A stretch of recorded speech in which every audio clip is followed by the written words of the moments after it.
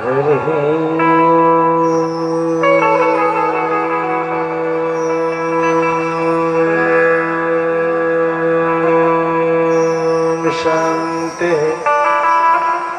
शांति शांति।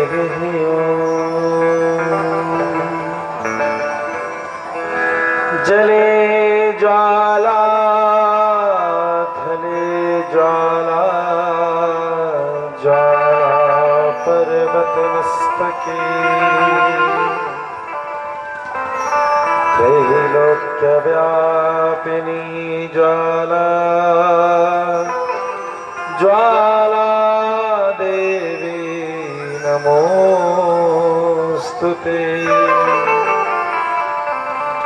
सर्वमंगलमांगल्ये शिवे सर्वार्थसाधिके, शरण्ये त्र्यंबके गौरी नारायणी नमोस्तुते।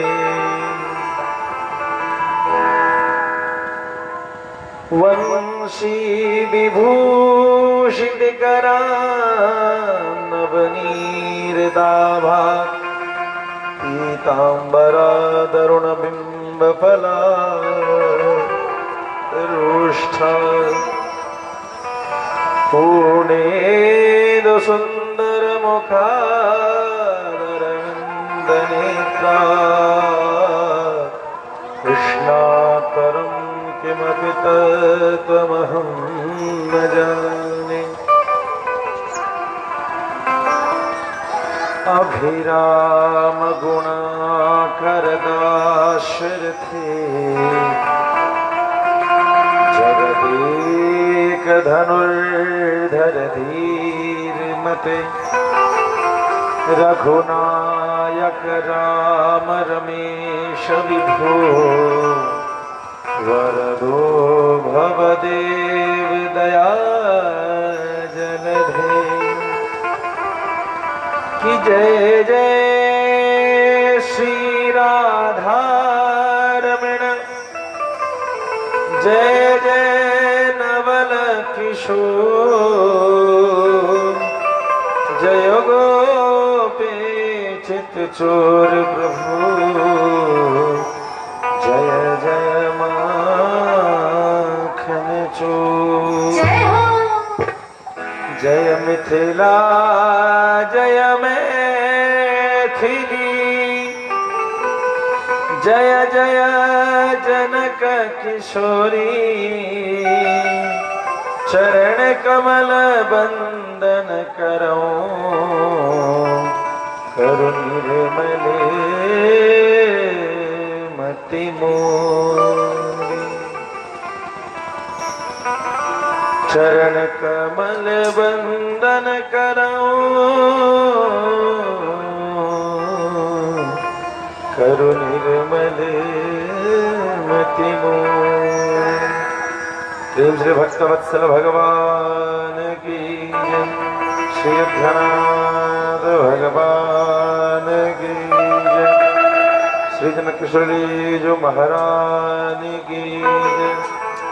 भाष्यकार श्री रमन स्वामी जी महाराज की जय, श्रीमान बालक स्वामी जी महाराज की जय। माता अन्नपूर्णा की जय, बाबा विश्वनाथ की जय। नमः पार्वती पते, हर हर महादेव।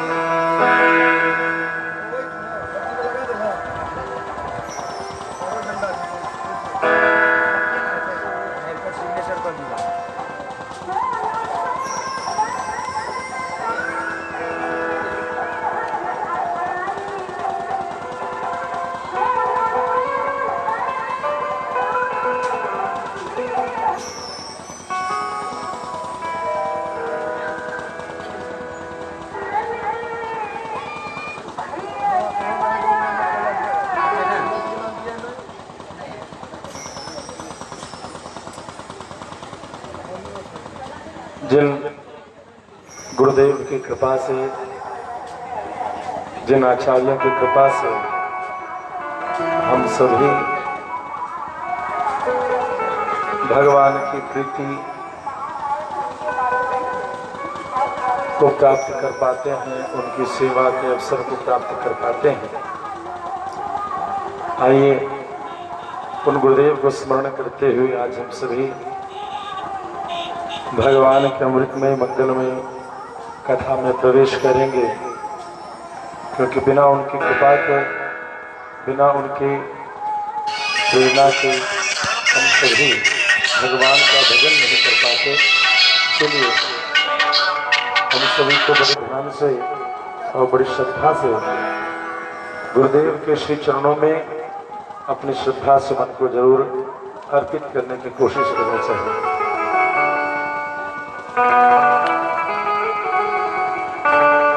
प्रेम से श्री सद्गुरुदेव भगवान की।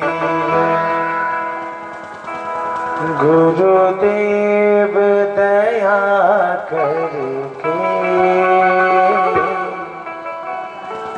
मुझको अपना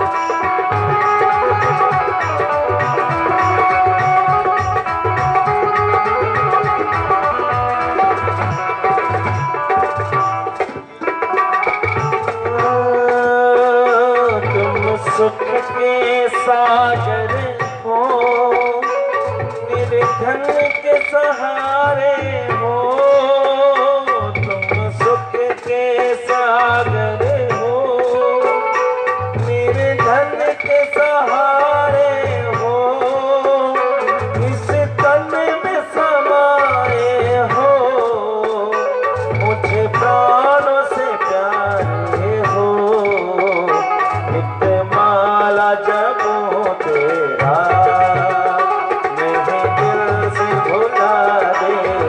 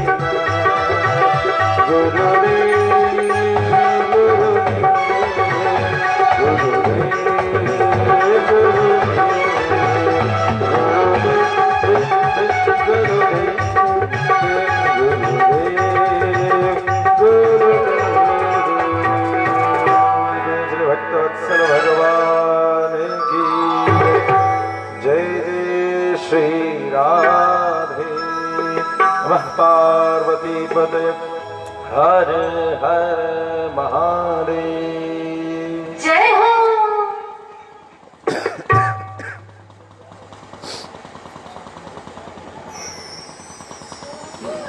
भगवान की असीम अनुकंपा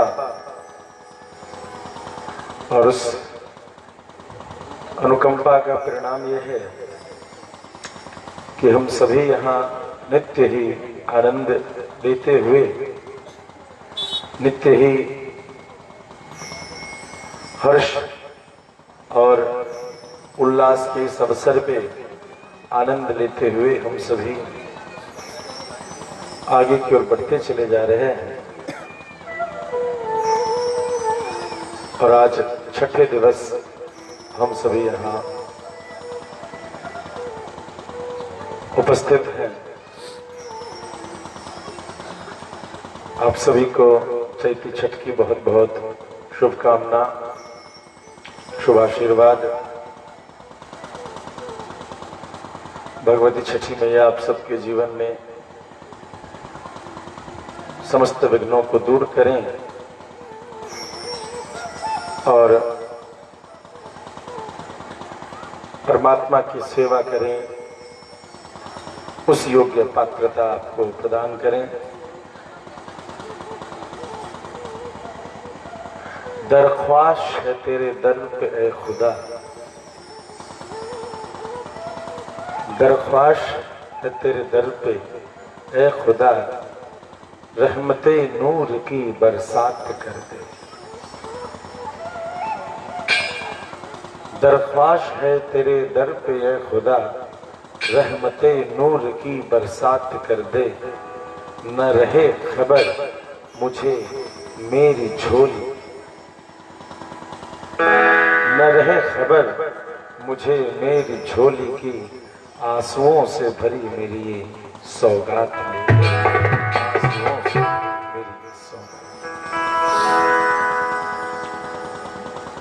सोहम विपाकावसरे मुकुंद क्रंदाम संप्रति अगतिस्तवक्री।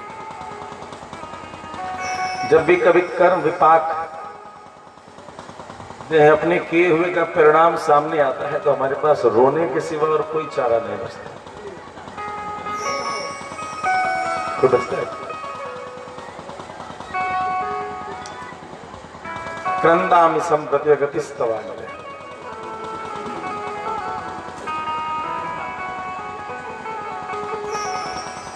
रहमते नूर की बरसात, और जब उनकी रहमत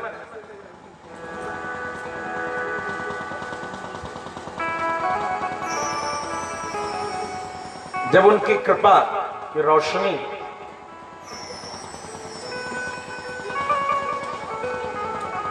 जब झलकती है तब क्या होती है? न रहे खबर मुझे मेरी झोली। प्रायः हम सभी के जीवन में जब कोई दुख होता है या किसी चीज की कामना होती है तो हम सोचते हैं वो ऐसा होता तो ऐसा करते, वो होता तो ऐसा करते, वो होता तो ऐसा करते। नहीं, बहुत सोचते हैं। रोज उठते हैं, रोज सोचते हैं मकान बनता तो ऐसा करते, दुकान बनता तो ऐसा करते, बहुआ होता तो ऐसा करते, शादी होता तो ऐसा करते, नौकरी लगता तो ऐसा करते, प्रमोशन मिलता तो ऐसा करते। लेकिन प्रायः देखा गया है वो लीलावती कलावती वाली कहानी कंसल भगवान की,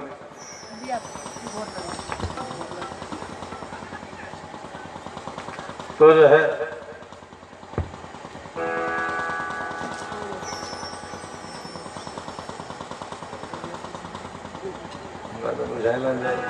उतरे भी बता, कुर्सी खाली करो कि आगे जनता आती है।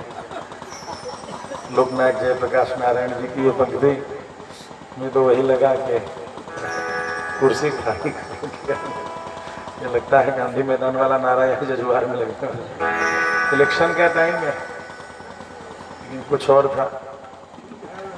प्रेम से भक्तवत्सल भगवान की तो जब जिस चीज की कमी रहती है तुम सभी सोचते हो होता तो ऐसा होता, वो होता तो ऐसा होता, वो होता तो ऐसा करते, ऐसा करते, ऐसा करते, लेकिन जब वो चीज होती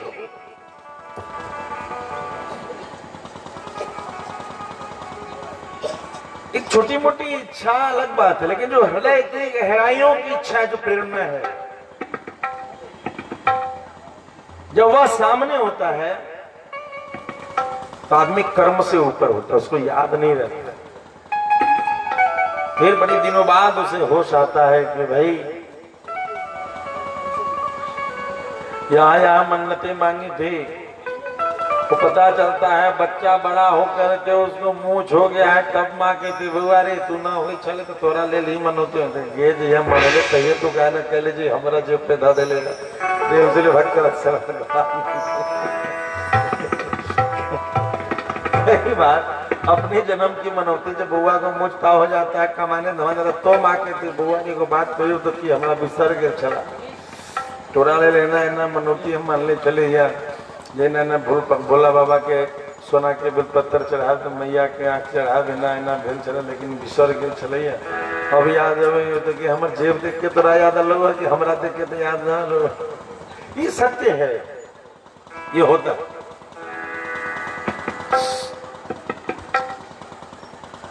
हम सभी कर्म से मुक्त हो जाते हैं, हमें पता ही नहीं चलता हम क्या करें यदि इस परम इच्छित वस्तु की प्राप्ति हो जाए तो सत्य जाने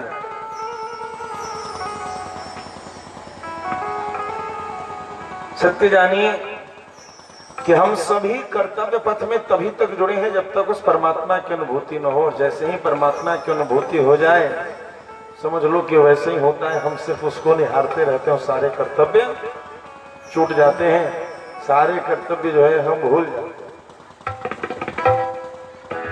हम सभी भूल जाते हैं कि हम क्या करें क्या ना करें, हमें नहीं खबर होता। बड़ी चाहतों से ये चाहत मिली है, तड़पते जिगर को अब ये राहत मिली है। बड़ी चाहतों से ये चाहत मिली है।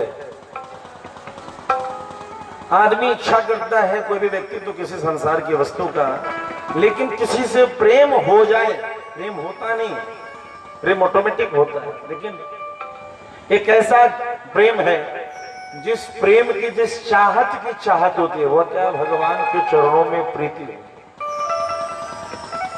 फूल से प्यार देखते हो जाता है, फूल प्यारा है सुंदर है देखा प्यार हो गया, नहीं सुंदर है नहीं प्यार हो गया। झूला सुंदर है देखते प्यार हो गया, नहीं सुंदर है नहीं प्यार हुआ। कपड़ा सुंदर है देखते प्यार हुआ, घड़ी सुंदर है देखते प्यार हो गया, आदमी सुंदर है देखते प्यार, घर सुंदर है देखते प्यार, नगर सुंदर देखते प्यार।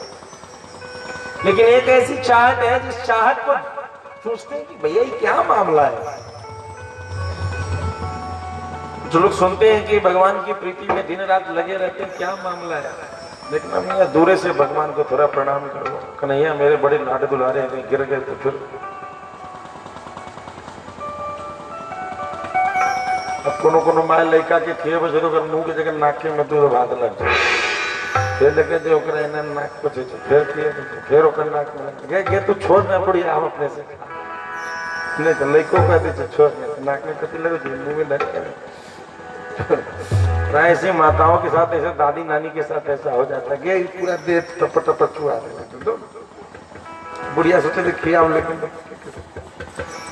तो ये जो भगवत प्रेम है, भगवान की उस परमात्मा के श्री चरणों में प्रेम, इसकी चाहत करनी पड़ती है। ये एक ऐसी चाहत है जिसकी चाह करनी पड़ती है, अन्यथा दूसरी सभी चाहत देखते होते हो तुरंत नहीं होती, तुरंत हो जाती है। भगवान की प्रीति तुरंत नहीं, उसकी चाहत उसकी कल्पना करनी होती है। तो बड़ी चाहतों से ये चाहत मिली है, तड़पते जिगर को ये राहत मिली है। जमीन आसमां की ये फितरत मिली है, जमीन आसमां की ये फितरत मिली, सारी कायनात टोटल यूनिवर्स सारे ब्रह्मांड की ये फितरत मिली है। जमीन आसमां की फितरत मिली है, मेरे श्याम तेरी जो आहट मिली है, मेरे श्याम तेरी जो आहट मिली है। परमात्मा के श्री चरणों की अनुभूति कभी मन में होता है, और वही जब मन में होता है तो हृदय कहता है मिल गया। आज इतने दिनों से सोच रहा था कि कैसे भगवान की प्रीति होती है, आज जगपट खुल गया। आज समझ में आया कि भगवान की कथा सुनते सुनते कई बार आंखों से आंसू क्यों बह जाते, क्यों ऐसा होता है कि अत्यंत ही व्यस्ततम समय में ये जो लोग कहते हैं घर में काम है, उन्हें पता नहीं ये निकम्मों का स्थान नहीं है, यहाँ सभी काम ही लिया। कुछ लोग कहते हैं घर में बहुत काम है, कथा सुनने से क्या मतलब है भाई, तो उनको पता नहीं ये निकम्मे यहाँ आते ही नहीं, क्योंकि यहाँ तो आते ही सेवा की बात की जाती है। क्यों? हलवा चढ़ाओ, कलश चढ़ाओ, झाड़ू मारो, माला बनाओ, निकम्मा से ऐसा होगा? तो आलसी थे, एक आलसी के पेट पे जामुन गिरा हुआ और एक आलसी का मुंह कुत्ता चाट रहा। उस आलसी ने कहा कि भैया मेरे पेट पे पका हुआ जामुन गिरा, इसको मुंह मेरे को। दूसरा कहता है भैया ऐसा करो कि ये कुत्ता मेरा मुंह चाट रहा है, इसको हटा दो, तुम्हें तेरे मुंह में जामुन है।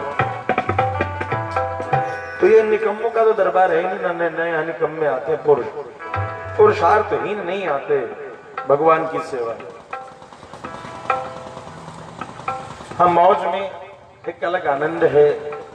भगवान की सेवा कैसे करें, भगवान की पूजा कैसे करें, उसका एक ट्रेनिंग कोर्स है 9 डेज का, ये छोटा सा पैक है।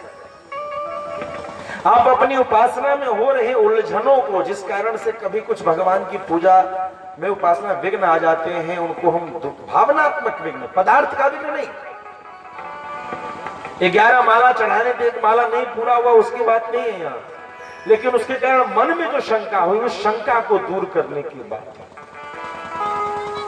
नहीं समझ?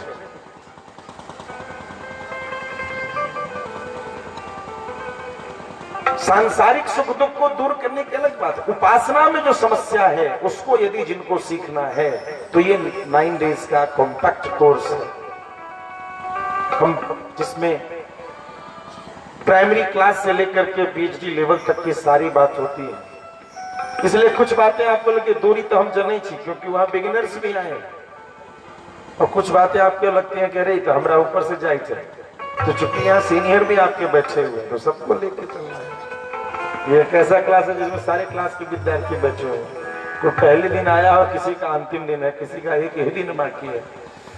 अभी आज सवेरे पता चली कि सिमरिया में हमारे समस्तीपुर झकरा पतेली के रामेश्वर बाबू थे, जो कथा कराते कराते सोचते सोचते अभी 10 दिन पहले पता चला उनका शरीर छूट गया। जाते समय कहे महाराज जी को कहे थे कथा करवाएंगे, लेकिन हो नहीं पाया, शंका रह गई दिमाग में, चले गए बेचारे, बड़े प्रेमी थे, रिटायर्ड। तो ये जो विघ्न है, ये जो शंकाएं, कई बार जो हमारी माताएं बहनें आपस में बात करके एक दूसरे को दुखी सी कर देते हैं।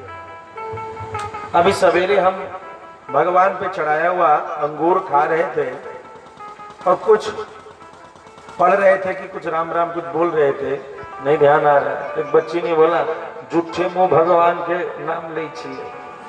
बात तो सही है, झूठे मुंह भगवान के नाम ले छिए। अब उसी प्रसाद की महिमा ही नहीं मालूम, उसे प्रसाद की महिमा नहीं मालूम। अरे सबसे संसार में सबसे बड़ा पवित्र भी मैं हूं, क्योंकि मेरे हाथ में प्रसाद है।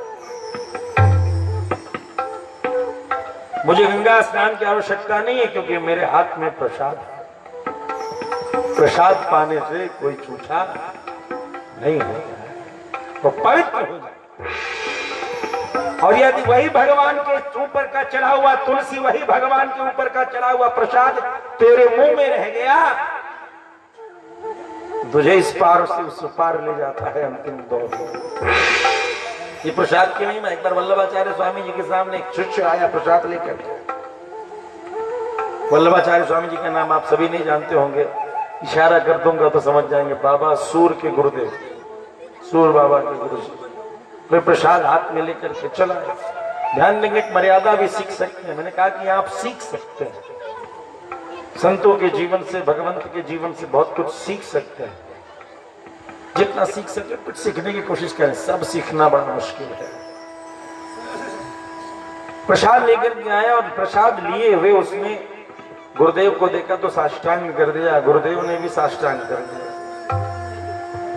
उधर से शिष्य का साष्टांग, इधर से गुरुदेव का साष्टांग।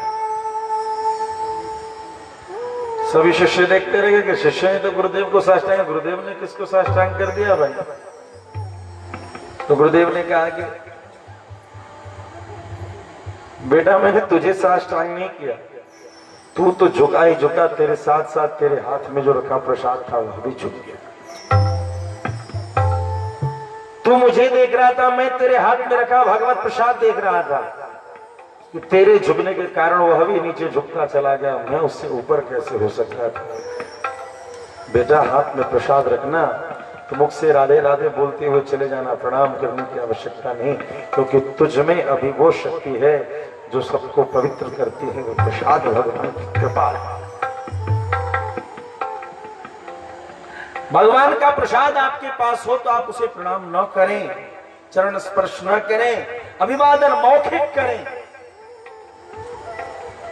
करबद्ध कर सकते हैं, साष्टांग न करें। वैसे यहाँ सभी करबद्ध करता है तो आप लोग कैसे भी कर सकते हैं।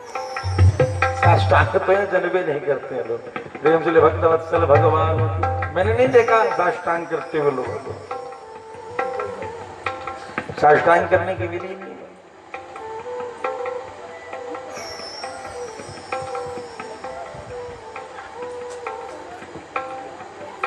प्रेम से भक्त वत्सल भगवान की।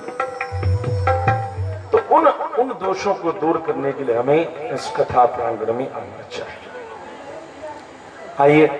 आइए कथा क्षेत्र में प्रवेश करें, कथा रसधार में डुबकी लगाएं कि किस प्रकार से वेदव्यास जी कथा कर रहे हैं। और कथा करते समय ने बोला कि हे जन्मेजय, भगवती की उपासना तो श्री राम ने भी की थी, और श्री राम ने उस उपासना को करके भगवती को प्रसन्न किया और तब जाकर के विजय श्री की प्राप्ति की। तो जन्मेजय ने पूछा,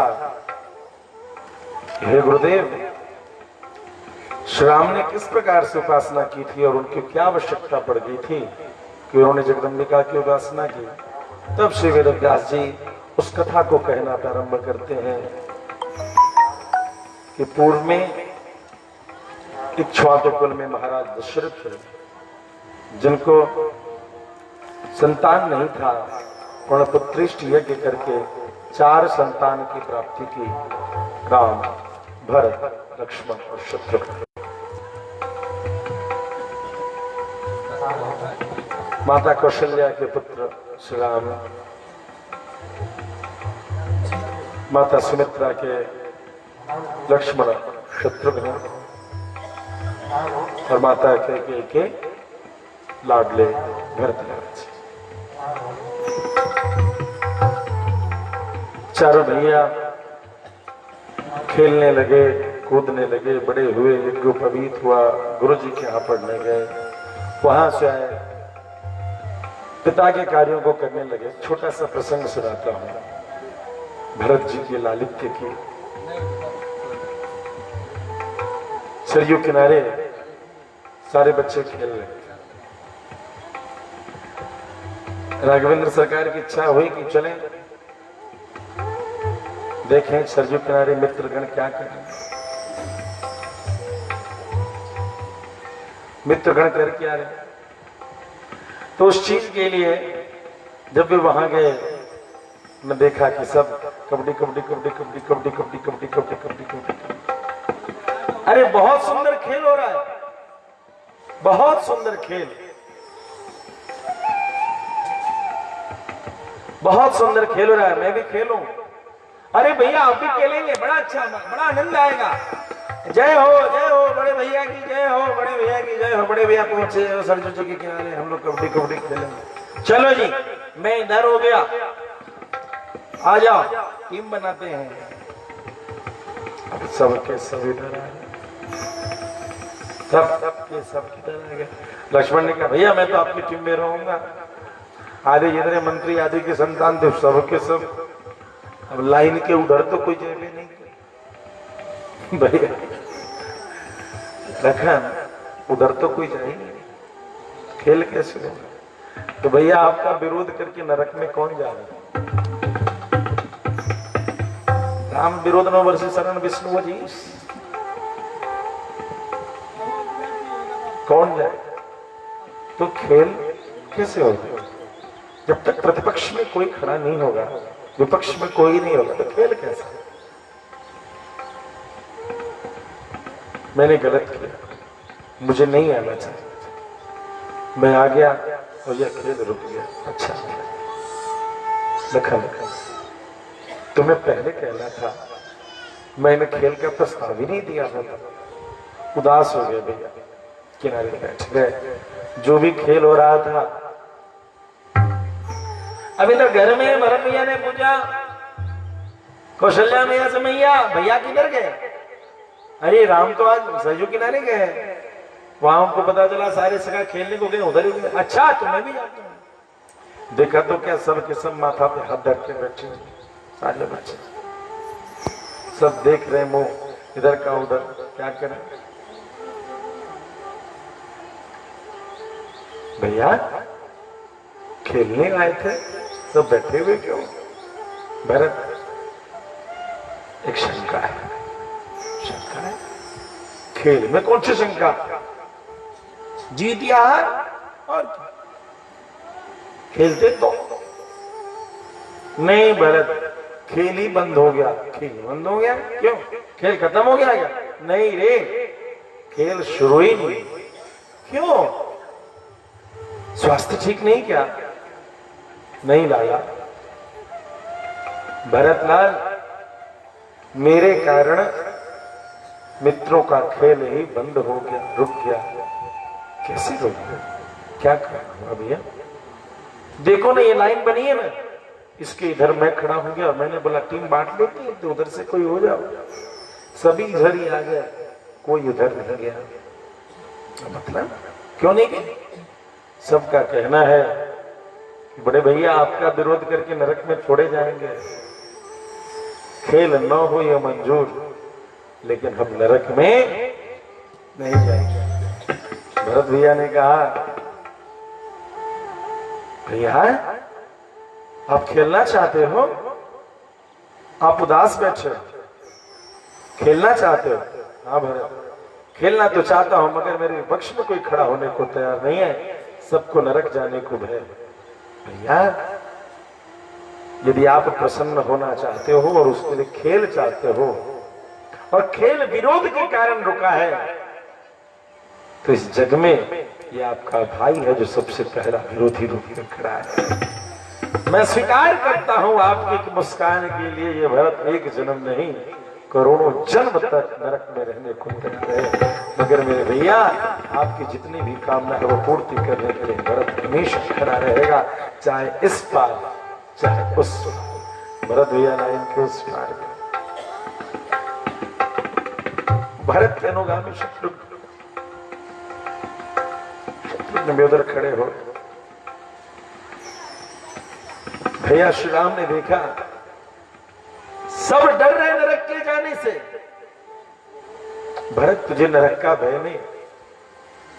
भैया आपके विनोद के लिए आपका विरोध किया है, आपकी प्रसन्नता के लिए आपका विरोध किया है, आपकी लीला के लिए आपका विरोध किया है। उस यमराज की क्या साहस कि आपकी प्रसन्नता में विरोध में खड़े से भरत की ओर देख भी ले। मुझे विश्वास है कि वह यमराज यदि मुझे पकड़ करके ले भी जा रहा होगा, तो मेरे भैया जब वह जानेगा कि मैंने आपके लिए आपका विरोध किया है, वह मुझे ससम्मान आपके पास स्थापित करे, क्योंकि आपके भ्रकुटे विलास के समक्ष यमराज का पुरुषार्थ है। और कबड्डी का खेल है, कबड्डी का बड़ा प्यारा खेल होता है। भरत भाई ने विरोध स्वीकार किया तो मेरे प्रभु श्री राम ने उस खेल में हार स्वीकार की। भगवान हार गए, भरत जीत गया। उधर सभी लोग कह रहे भरत भैया जीत गए, भरत भैया जीत गए। राम भी कूद के अपना पीताम्बरी उछा, मेरा भाई जीत गया, मेरा भाई जीत गया, मेरा भाई जीत गया, भरत जीत गया, भरत जीत गया। तो कहते भैया तुम तो हारे। अरे मेरी हार में उतना गम नहीं जितना मेरे भाई की जीत, मेरा भाई जीत गया। ये चार भाइयों का अपनी हार की दुख नहीं, मेरा भाई जीत गया उसका सुख। ये है राम राज्य, ये है राम के चार भाई। और इसीलिए राम कृष्ण का विकल्प नहीं हो सकता इस देश में। राम कृष्ण का विकल्प नहीं है। बड़े से बड़े पुरुषार्थी आएंगे, बड़े से बड़े पुरुषार्थी जाएंगे। सारे संसार में कोहराम के बल पर विजय प्राप्त करने वाले कई सूरमा आए और गए, लेकिन राम का विकल्प नहीं मिला। एक से पुरुषार्थी, ये चार भाई। संयोग ऐसा बैठा, यही नवरात्र, लेकिन शारदीय नवरात्र। मुनिवर विश्वामित्र को जो है यज्ञ करना था, भगवती की उपासना आदि करनी थी। सोचा कि श्री राम को ले आते हैं, लखनलाल जी को ले आते हैं, वो यज्ञ करते हैं, रक्षा करते हैं। श्री राम और लखन को लेने के लिए गए हैं। गुरुदेव श्रेष्ठ पुरुष हैं विश्वामित्र मुनि, इसलिए पिता श्री दशरथ ने बहुत स्वागत अभिनंदन किया और वचन दिया जो आप कहेंगे सो किया। कहते अपने दो लाल दे दो मुझे। तो गुरुदेव किस लिए? मुनिवर किस लिए? कुछ नहीं, वो हमारी सुबाहु ताड़का परेशान करते हैं, उसे युद्ध करेंगे। सरकार किसी एक से युद्ध करना हो तो मैं पूरी सेना लेकर मैं चल गया। वो रावण का पक्षधर है, वह रावण का दूत है। एक सीट कर सकते पूरी, मैं पूरी सेना के साथ। राम लक्ष्मण ये तो भी 16 साल के भी नहीं। हे राजन, फिर क्यों सत्य संकल्प होने के डमडम घोष करते हो? रघुकुल रीति की बात करते हो, वह सत्य वचन विश्व की बात करते हो, धर्म की बात करते हो। कह दिया और पलट गए। यदि ऐसा ही करना था तो वचन नहीं देना था। चलो सुख से अपने बच्चे को खेल खिलाते हुए रहो अयोध्या में, मुझे जाने दो। लेकिन यह कहलाना छोड़ दो कि तुम सत्य संकल्प हो। बस आज के बाद यह मत कहना कि सूर्यवंशी झूठ नहीं बोलते। इतना कहना छोड़। बड़ी सभा विशिष्ट मुनि भी, राजा आचार्य की ओर देखते हैं। आचार्य की आवश्यकता रोज नहीं है प्रिय, गुरुवर की आवश्यकता रोज नहीं है, लेकिन जब धर्म की उलझन में हो,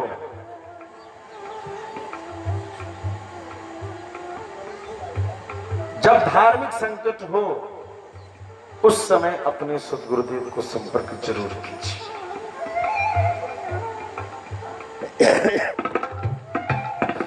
सारे शास्त्र पुराण अलग रह जाते हैं, लेकिन सहृदय आचार्य का सिद्धांत आपकी अवस्था के अनुसार रहता है।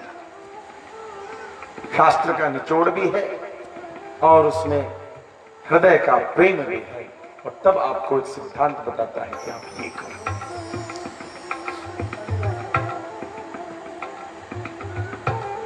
लेकिन हमें तो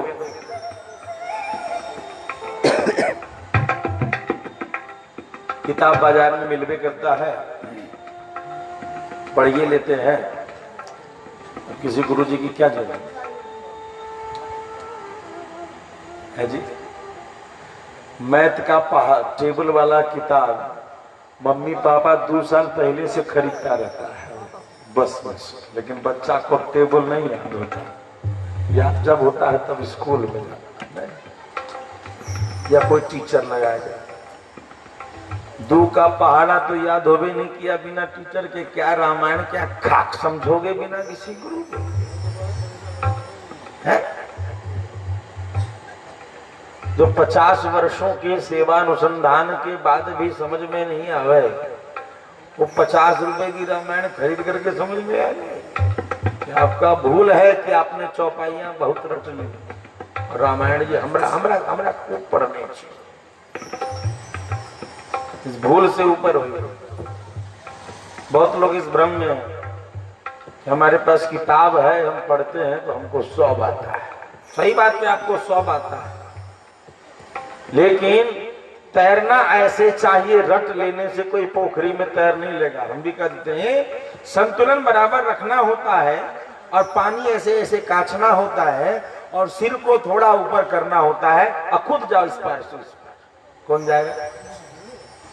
किसी तैराक को बोल देंगे फॉर्मूला बता दो, तो कोई छोटा सा पोखरी तैरने गए तो ना हो ना डूबिए, जब तो बोलना से तो चलो तू रबा कि ना हो जाए, रबाऊ तो ना हमारा टाइम ना बता दे तो कूद ना जाए, कहला से बतावा कि ना तू पहले चल के दिखाओ तो ना तो वो जो है बेसिक बताएगा, ऐसे ऐसे किनारे में करो, फिर बताएगा कई तरीके का बटरफ्लाई स्ट्रोक, तो कौन कौन स्ट्रोक होता है। छोटी सी पोखरी में तैराक की जरूरत है, उस्ताद की जरूरत है साहब। इस भव सागर में तैरने के लिए आचार्य की जरूरत नहीं है, ऐसा कल्पना ही व्यर्थ है।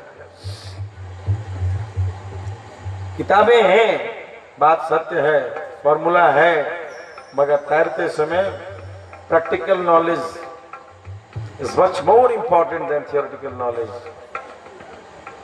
सारी चीजें अलग हैं, लेकिन प्रैक्टिकल जो चीज है वो आचार्य करते रहते हैं। हमेशा उनके पास, आचार्य के पास से बातें होती रहती, आपके हृदय से आवश्यकता को बता।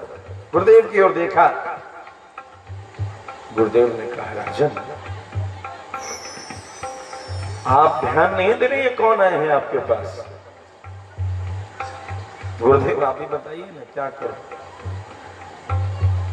राजन संसार में कोई ऐसा अस्त्र शस्त्र नहीं जिसको ये चलाना नहीं जानते और जिसका खंडन ये नहीं जानते। ऐसे परम धरोधर विश्वामित्र आज मुनि स्वरूप में तुम्हारे समक्ष, समस्त अस्त्र शस्त्र इनके अधीन है।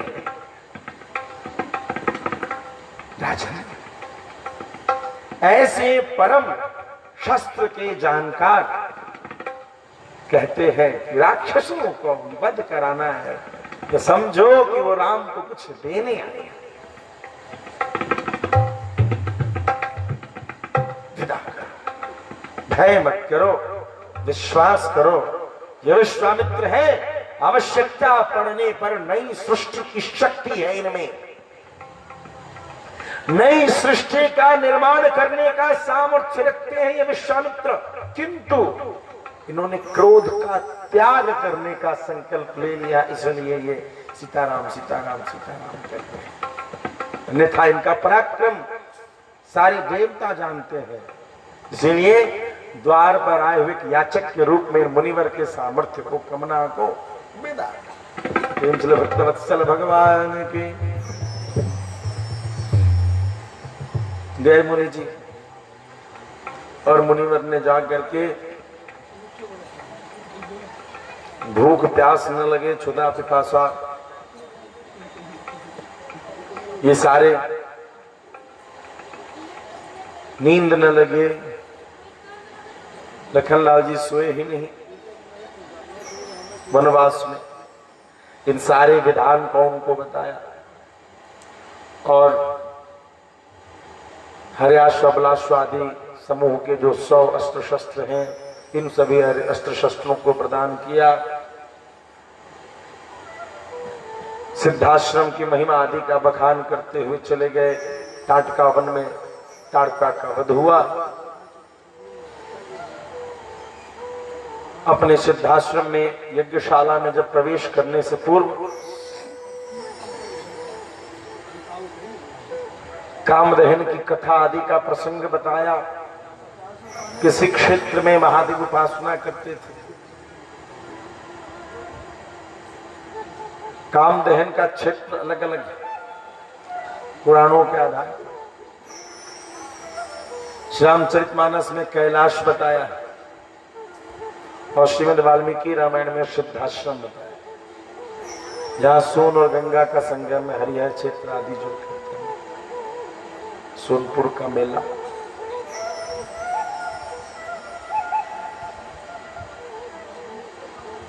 हरिहर गजग्राह का युद्ध हुआ। उन सब प्रसंगों को कहा। वामन देव भी भगवान वामन रूप में बलि के दरबार में जाने से पूर्व यही तपस्यारत थे। इन सभी प्रसंगों को बताते अपने यहाँ गए और अगले दिन प्रातः काल अपने कुटिया में जाकर के दीक्षित हो गए, यज्ञशाला में प्रवेश कर गए। भैया राम और लक्ष्मण जाते हैं। गुरुदेव प्रणाम। गुरुदेव, ये मारीच सुबाहु कब आएंगे?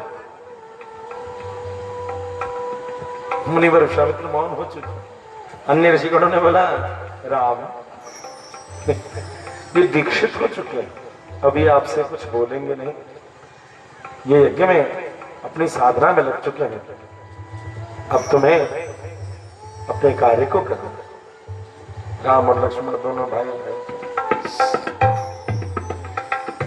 समझ गए कि अब तो 24 घंटे की ड्यूटी लग गई और भगवान संतों की रक्षा करने के लिए, यज्ञ की रक्षा करने के लिए। ये जो रात में आयोजन होता है, तो रात में प्रायः कोई भी कार्यकर्ता यज्ञ मंडप में सोना नहीं चाहिए। उस समय टेंशन होता है, रात में क्या सुखता है। कई जगह यज्ञों में हो जाता है, रात में कौन सोएगा, कौन अपना मुलायम गलीचा छोड़ेगा। मच्छर कटै छै, कुकुर के भगावे के होई छै। रात में कोनो कोनो जे हिंदुस्तान पाकिस्तानी कॉले छथिन में रिच, वो सब पहुंच जाता है भैरव जी का दूध से। उन लोगों को भी अकेले झेलना होता है। और भगवती का दरबार है, शक्ति की पूजा है, तो कई बार यहाँ शक्ति के उपासक लोग भी अपने अस्त्र शस्त्र लेके पहुंच जाते हैं। ऐसा नहीं होता जी। कभी रात में रहिए कि मंडप पे, तो आपको पता चले कि बकरी तो ऐसे करता है, शेरों आता है। ये भी होता है, सही बात बता रहा है। कभी कभी डकैत लोगों की टोली भी रात में पहुंच जाती है। इन सबको अकेले वो 1-2 कार्यकर्ता झेलते रहते हैं। जिनको पता है, जो करते हैं उनको पता है, जो ना तो घर बैठे उनको क्या हरी हरा सोच, उनको लगा एक कथी है, घरे जाकर के हुआ घरे न सुते वहां सुते जो तू सुत जाइए। प्रेम से भक्त वत्सल भगवान की एक आंख से सुना होता है। एक आंख से मतलब सुतल है, थोड़ा भी खर बरा तो देखा कुकुर अले भगवान ना करके रोज ये 8-9 रात सोना। कहने की सेवा करके देखिए।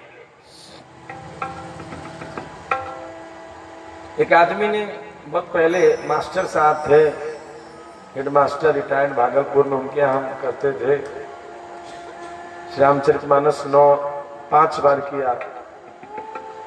तो उनके यहाँ चर्चा हुई तो उन्होंने कहा कि आप लोग तो महाराज जी बैठे ही रहते हैं, सब हो जाता है। एक साथ एक बार मेरे साथ बैठो तो सही,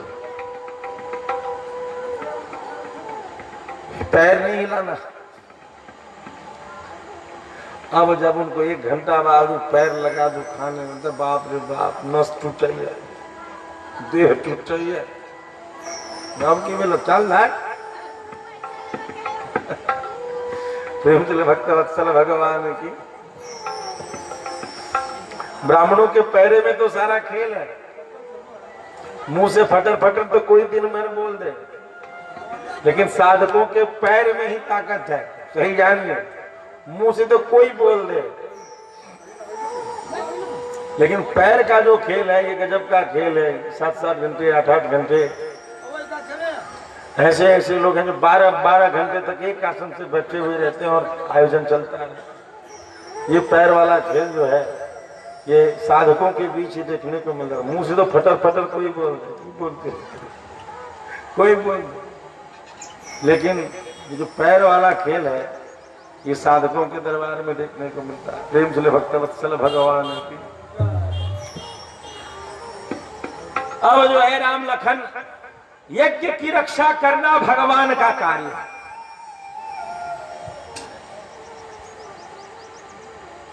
यज्ञ की रक्षा करना भगवान का,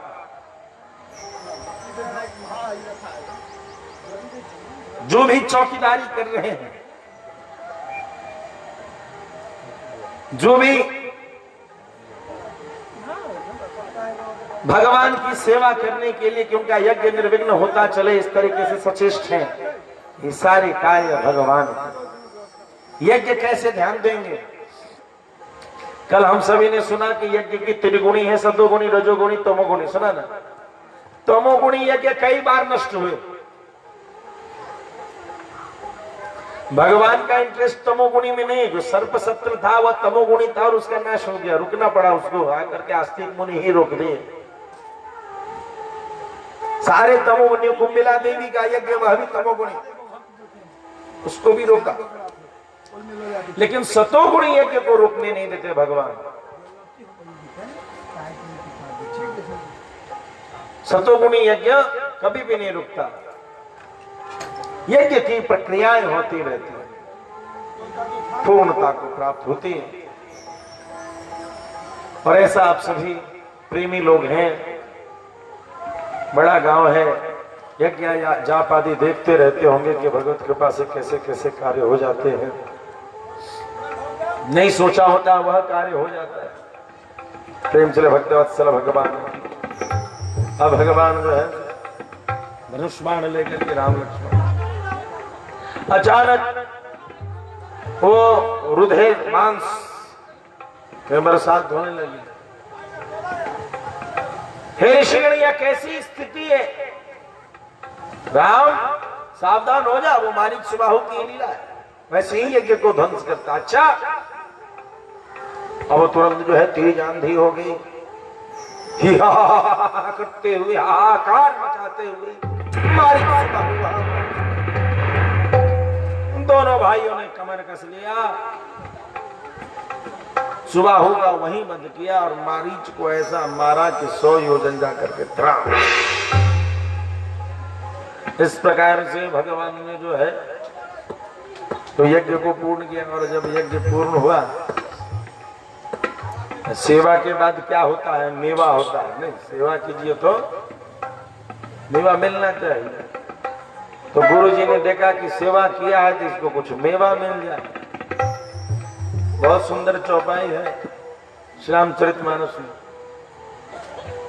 धनुष यज्ञ सुनि रघुकुल नाथा, धनुष यज्ञ सुनि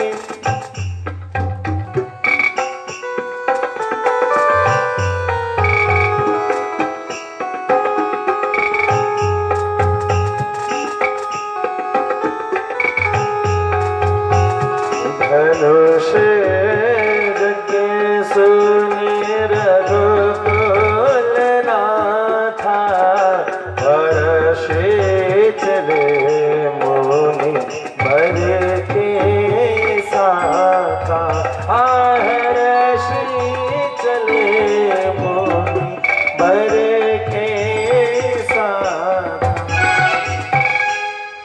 धनुष यज्ञ की चर्चा किया कि चिट्ठी आई है, राजा जनक के यहाँ से न्योता आया है, अब चले। तो राम जी ने कहा कि पिताजी ने कहा था कि जो गुरु जी कहें वो करना, तो जो आप कह रहे हैं सो करेंगे, इसमें हमसे क्यों पूछ रहे हैं? जब तक पिताजी के पास नहीं पहुंचाएंगे तब तक आप जो कहेंगे सो करेंगे। चलिए, यज्ञ का न्योता है वो भी कर लेंगे। एगो तो ये राम जी चेला, एगो यहाँ से कुछ लोग धाम में जाते हैं चेला सब। गुरु जी कहेंगे ए जल्दी से प्रसादी पालो, और कहता है गुरु जी हम तक के करो नहीं पावे छिए, हम तो नहीं पावे छिए। आश्रमों में जाते हैं तो उनका अलग एक कानून चलता रहता है, अरे भैया जो ठाकुर जी की कृपा से जो प्रसाद मिल रहा पाओ और सेवा करो। तो न हम ले छिए न हम दे छिए, न ले छिए काम तो ठीक है, न नौ दे छिए, मतलब आप धर्म से दूर भी तो है। भगवान की प्रसाद को प्राय देखा गया है अहंकार के कारण लोग उसको स्वीकार नहीं करते। दूर हम ना खाई छी कोनो हमारो के जग के पैसा, हम एगो अच्छा से नहीं छे ना खाई छी, तो केकर खाई छी तो अपन खाई छी। वो जन्म लिये ना तो 10 बीघा जमीन अपना यहाँ से ले लिया केकरो कपार पे 10 बीघा जमीन है तो अलग है, तो 10 बीघा जमीन अपना मुठिए में लेके अलके या 10 बीघा जमीन बाहर फैला दिल के और वो अपन खाई नहीं। तो कहता है क्या वो 10 बीघा जमीन का जो मालिक है या 20 बीघा या 100 बीघा या 1000 बीघा, वो माँ के गर्भ से निकला तो उतना जमीन खुदे लेके निकला कि उसके बाप दादा को मिला था, बाप दादा वाला में से उसको मिल गया। वह माँ भी किसने दिया? क्या वो आत्मा खुद खोज रहा था कि मेरी माँ बाप कौन बनेंगे? कि उस माँ शब्द जो कहते वो अभी उस परमात्मा ने जगत जननी नहीं दिया तो तुम यहाँ से जन्म लो, अच्छे कुल में जन्म लो, अच्छे कर्मों का परिणाम दे, और तब तुम संसार में आते हो अच्छे कुल अच्छे परिवार, सीमताम गे है, अच्छे घर में। अर्थात किस प्रकार से अज्ञानतावश हमें भगवान के प्रसाद का अपमान नहीं करना चाहिए। हाँ, सेवा जरूर करनी चाहिए। आप जाएं, धामों में जाएं, यज्ञशाला में जाएं, यज्ञ मंडप में जाएं, तो जितना प्यार से अपने चप्पल की चौकीदारी करते हैं, चप्पल कहाँ धर जाए, इतना प्यार से ध्यान रहता है कि जाएंगे तो चप्पल कहाँ रखेंगे, छोटी सी बात। उसी तरीके से यह जरूर विचारें कि हम कथा मंडप में जा रहे हैं तो कुछ सेवा कर रहे हैं कि नहीं। सेवा 3 प्रकार से होता है, तन, मन और धन। मन तो ऐसा आयोजन होगा और इतना अच्छा तबला बजाने वाले और ये ऑर्गन बजाने वाले रहेंगे, पैड बजाने वाले रहेंगे, फिर कथा करने वाला हमारा जैसा अंगूठा छाप भी रहेगा तो भी मन तो लगेगा। इसलिए मन वाली बात मत कीजिए। मन तो परमात्मा सब लगा देते हैं, जब सारी व्यवस्था ठीक रहेगी तो मन लगेगा। आपका मन का परीक्षा तो तब हो जाओ अंधर तूफान हो तब मन लगा लीजिए। तब जहाँ 2 दिन बारिश हुआ तो मन अब के ना कथा में जब कहाँ का दो कीचड़ होते तो कहाँ गया मन? तो मन तो सारा व्यवस्था ठीक है तो लगवा ही करेगा। तो मन का सेवा तो ऑटोमेटिक हो जाता है। 2 सेवा, तन और धन। आप जब घर से चलते हैं तो 2 सेवा का संकल्प। जिनके पास धन न हो वो तन की सेवा के लिए जरूर तैयार है। इस गांव में खूब फूल होंगे, खूब पेड़ लगे होंगे, फूलों के माला गजरे बन सकते हैं। अशोक आम के पल्लव से पूरा मंडप सज सकता है, नहीं सज सकता। अशोक आम के पवित्र पल्लवों से ही पूरा मंडप इन प्लास्टिक के फूलों से नहीं, प्राकृतिक पत्तों से सज सकता है। जिनके पास धन नहीं है वो तन की सेवा दे सकते। करते समिति वाला जेकरा गरज है वो करते। पता नहीं गांव कहां से खोज के लाओगे, हर आदमी कह रहा है गांव वाले लोग करेंगे। हर आदमी कहता है समाज का काम है, समाज करेगा। भैया समाज तुमसे शुरू होता है। विचारक लोग एक खाका दे सकते हैं इसको सजाने के लिए, तन की सेवा। जो गरीब है वो तन से सेवा दे सकते हैं। अच्छा खा देंगे, कल भगवती आने वाली, कल आंखें खोलेंगे।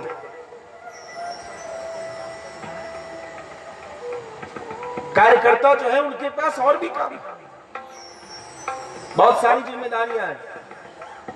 ये जो नए नए श्रृंगार हो सकते हैं, क्या कुछ और युवक युवती मिलकर के इसको फूलों से गजरों से नहीं सजा सकते? ये तन की सेवा। जिनके पास धन नहीं है वो तन की सेवा करो, मन की बात मत करना। मन ऑटोमेटिक लगता है, मन लगाना आचार्य का कार्य होता है, वो तुम्हारा काम नहीं होता है। जैसे बच्चा नहीं पढ़ता है तो उसको कैसे पढ़ने में मन लगे माँ बाप का काम होता है, वैसे पूजा पाठ में तुम्हारा जो मन लग रहा है वो तुम्हारे कारण नहीं लग रहा, वो आचार्य की कृपा से लग रहा है। जो उपदेश तुमने सुना है उसके कारण लग रहा है। तो मन का रिस्पॉन्सिबिलिटी तुम्हारा नहीं है, वो आचार्य बटोरते रहते हैं तुम्हारे मन को। ये कैसे एक जगह रखे? मन बड़ा चंचल है, मन पर अहंकार मत करो, कब भाग जाए। और दूसरी सेवा है धन की। दूसरी सेवा है धन की।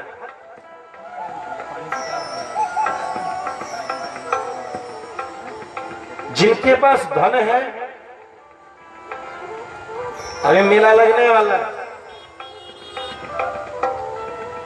सारे दरिद्रों का कुबेर का स्वरूप अब दिखेगा। सारे दरिद्र में अभी के अभी कुबेर का अवतार हो जाएगा। जो भगवान के दरबार में दरिद्र होकर के 6 दिन, बहुत अच्छा एक्सपेरिमेंट है। तुम्हारा स्वरूप ये मेला बता रहा है कि तुम कितने दरिद्र नहीं हो, न कुबेर हो, तुम ढोंगी हो, तुम में ढोंग छिपा हुआ। कि धर्म के कार्यों में तुम्हारे हाथ से धन निकलने में कृपणता, तुम्हारा कृपण को, कंजूस को दोनों जगह दुख मिलता है। एक तो कंजूस को इस संसार में भी दुख होता है, और कंजूस को उस संसार में भी दुख होता है। लेकिन कोई कंजूस नहीं है, सारे दरिद्र भी कुबेर रूप में आने वाले। जो रंगमंच होता है ना, वही रंग जो कंस बनता रहता है, कृष्ण बन जाता है, कृष्ण बनता रहता है कंस। सारे दरिद्र जो है मेले में कुबेर बन जाते हैं। लेकिन भगवान के दरबार में सेवा के समय में वो दरिद्राधिपति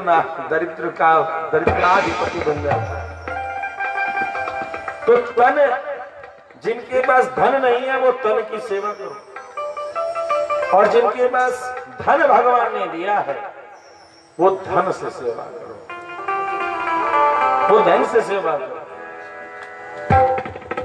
ये बेचारे कलाकार लोग हैं, यदि तुम्हारे पास धन है, कोई धनवान है, तो इनको वस्त्रों से सम्मान कर सकते हो। आचार्य हैं, उनको वस्त्र से सम्मान कर सकते हो। धन से बहुत कुछ सेवा कर सकते हो यदि धन है तो, और नहीं है तो तन से। लेकिन बिना तन और धन लगाए सेवा संभव नहीं।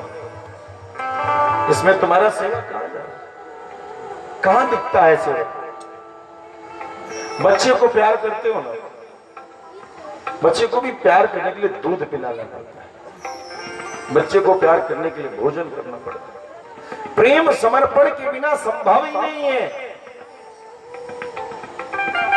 वो कहानी आपने सुनी, नैया में बैठ गए और चप्पू चला रहे हैं, खूब प्यार कर रहे हैं चप्पू से, लेकिन खूंटा छोड़िए नहीं रहे हैं। पूरी रात चला लोगे, रहोगे उसी किनारे, जब तक तन और धन। तो जब भी कभी चलिए, अब कहे जब नो, अब जब न कर रहे कल से,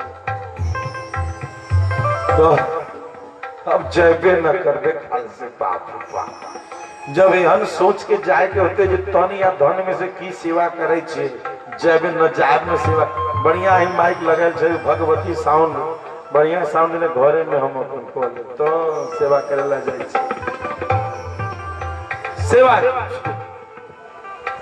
सेवा नहीं करेंगे तो आनंद की कमी रहेगी, इसलिए जितना सेवा करेंगे उतना आनंद होगा। भगवान भी यज्ञ की सेवा कर रहे हैं और परिणाम में क्या मिलता है? धनुष यज्ञ चलो एक यज्ञ से छुटकारा मिला, दूसरे यज्ञ में चलो तो गुरु जी जो कहे चलेंगे चलेंगे। प्रेम से भक्त वत्सल भगवान जब वहां गए तो जनक जी ने कहा रो खूब बढ़िया जगह आदि व्यवस्था मिल गया तो बड़ा अच्छा है। हमारे ये विवाह कीर्तन हमारे लोग गाते हैं कि लागल जनकपुर में मेला, दो ही लाइन गाएंगे। अरे लागल जनकपुर में मेला देखे के हमरा जियरा करेला, लागल जनकपुर में मेला देखे के हमरा जियरा करेला, जियरा करेला हमरा जियरा करेला, जियरा करेला हमरा जियरा करेला। लागल हाँ लागल जनकपुर में मेला देखे के हमरा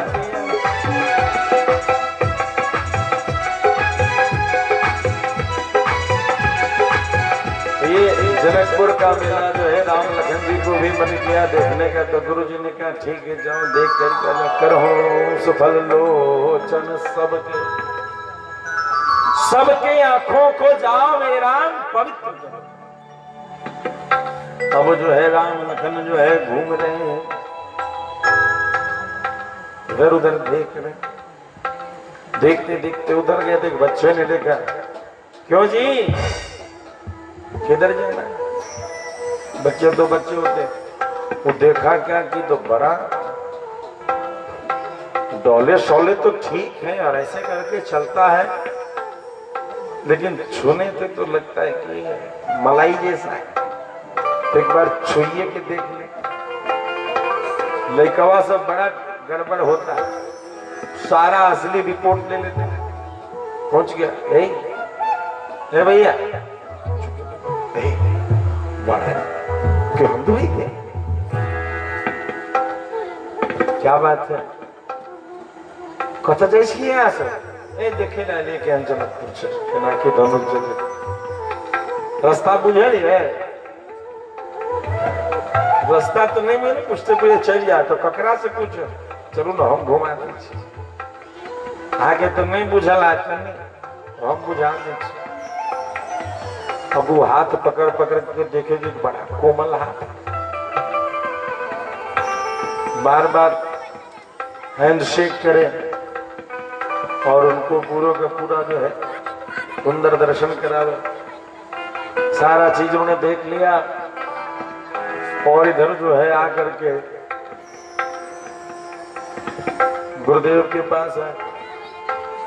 प्रेम से भक्त वत्सल भगवान की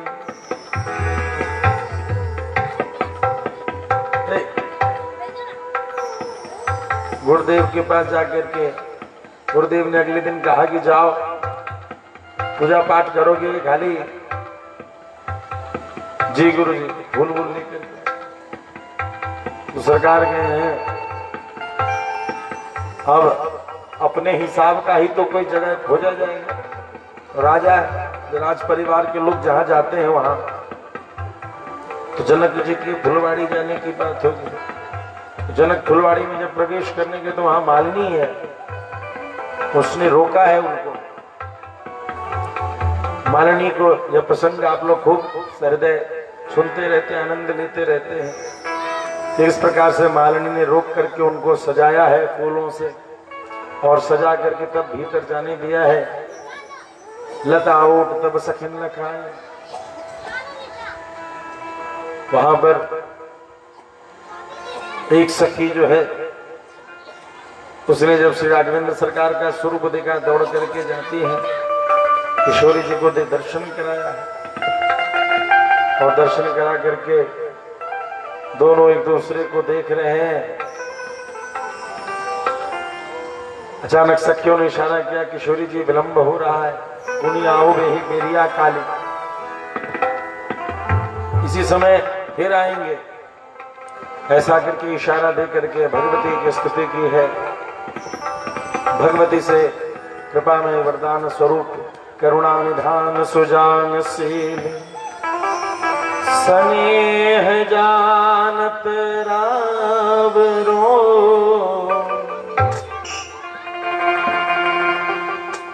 करुणा निधान सुजानशील स्नेह जानत रावरो।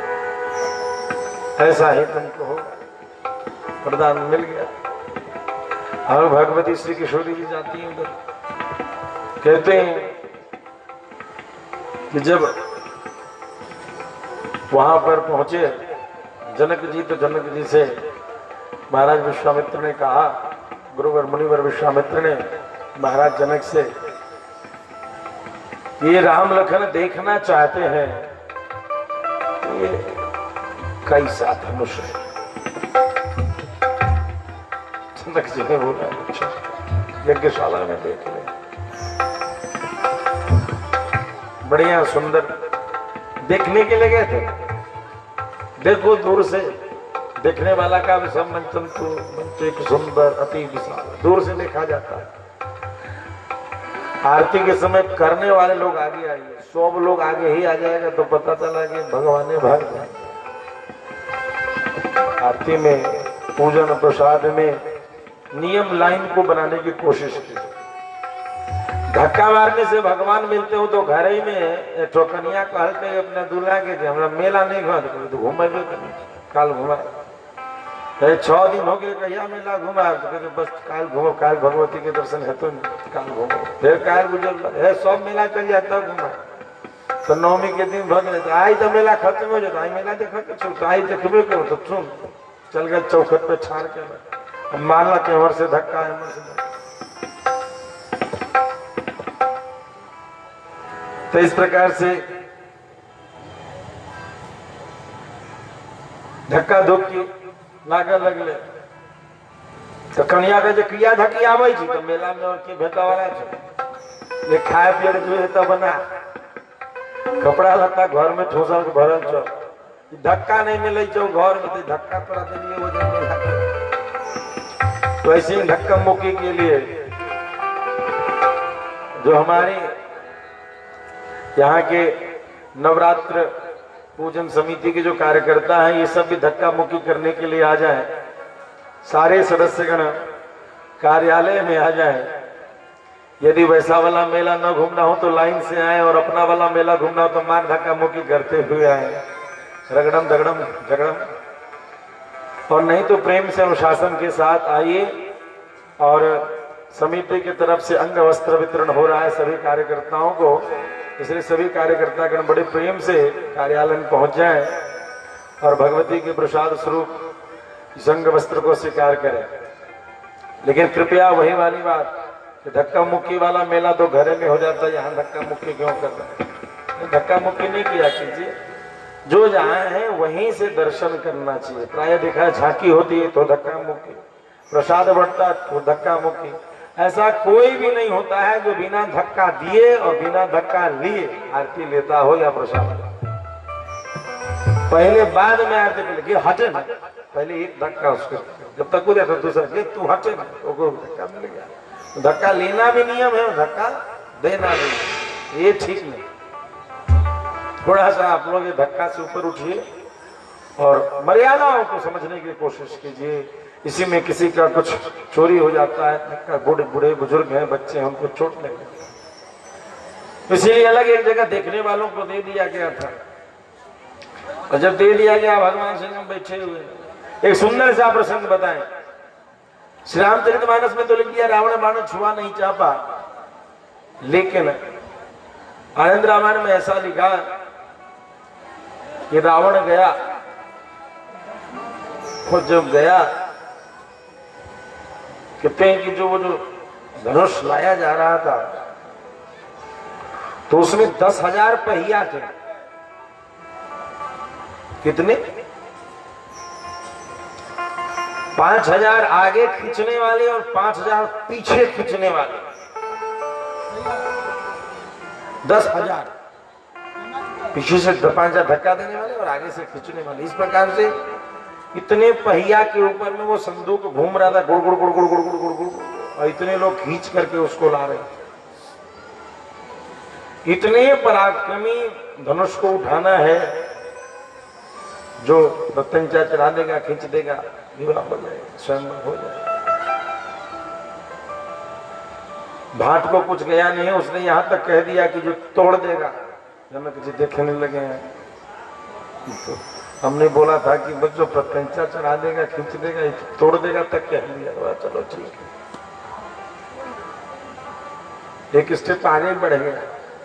कुछ लोग उचित वक्ता होता है, उसी में से वो उचित वक्ता था, सब हरी इच्छा पर छोड़ के।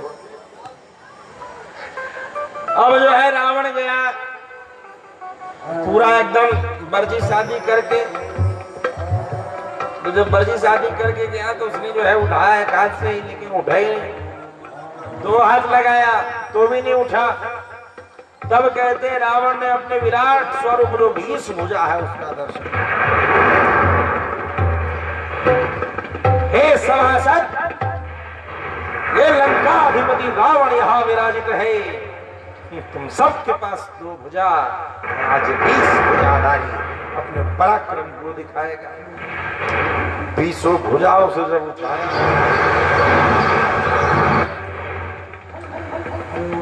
आनंद रामायण में कहते उठा लिया, उठा करके उसको खींच लिया, प्रत्यंचा तान करके बांधने लगा तो स्लिप कर गया और वह धनुष उसके छाती पर गिर पड़ा। अब तो रावण थर थर थर थर थर थर थर थर थर थर कांप रहा। राजा जनक यहाँ दुखी हो गए, अरे मुझे ब्रह्म हत्या का पाप लग जाएगा, ये यज्ञ भ्रष्ट हो जाएगा, नष्ट हो जाएगा, कोई तो बचाओ। कोई तो उठा नहीं पा रहा था, और एक योद्धा ने उठाने की कोशिश भी की तो आज ऐसा लगता है वह ब्राह्मण मारा।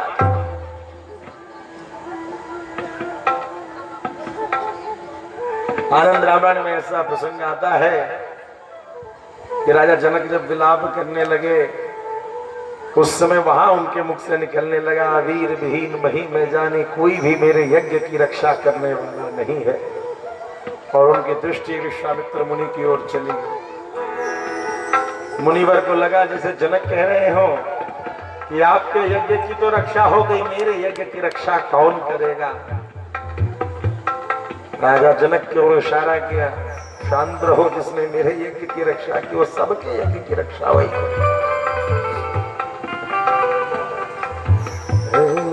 उठे हो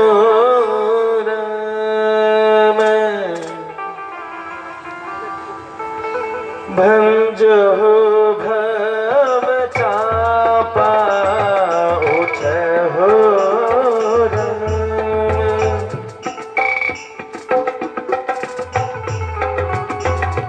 बीच हुतात जनक परिता।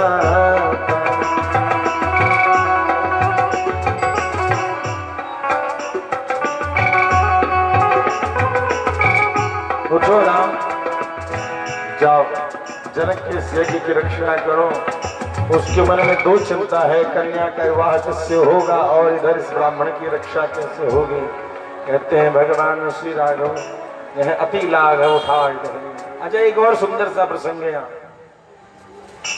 जो बड़ा आनंद आता है सुनने में।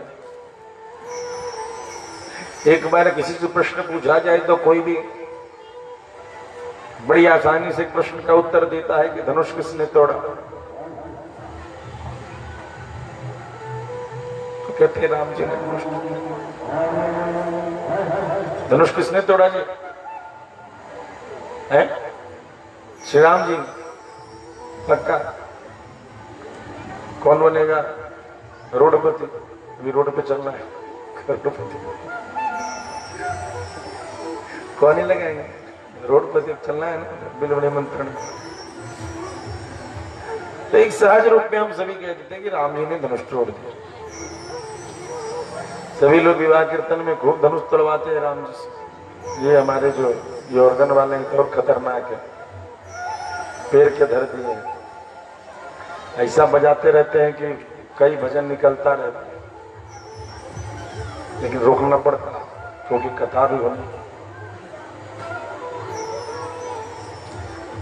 तो ये लोग हमेशा विवाह कीर्तन में आराधना में आनंद लेते रहते। भरे भुवन धुनि घोरे कठोरा,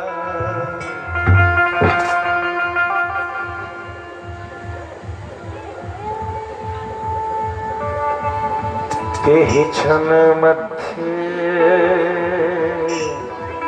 राम धनु तो। राम जी ने धनुष को क्या किया, तोड़ दिया एक क्षण के बीच में। अच्छा एक बात ध्यान दीजिएगा, ये कहा किसने? कोई देखा होगा तो इन्हें कहा होगा, क्यों देखले होते हुए ना करते, लेकिन आगे उससे पहले लिख दिए बाबा तुलसी, किल्लेत चढ़ावत खैचत काढ़े, केहू न लखा देख सब ठान।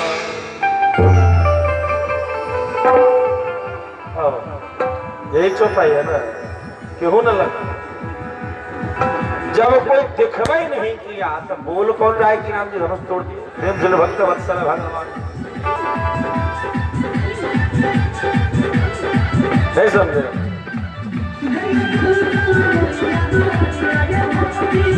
पवन सिंह आ गया क्या?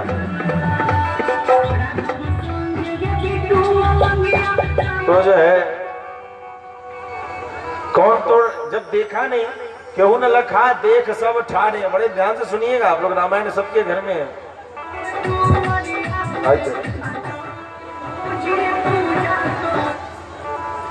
तो तारे भोजपुरी आई हो, हमनी के ना आई, हमनी के मैथिलियो आए या भोजपुरी आए, चुप रह जा। देखो हमन के कुल 11 वर्ष बनारस में रह शुरू कर दिए।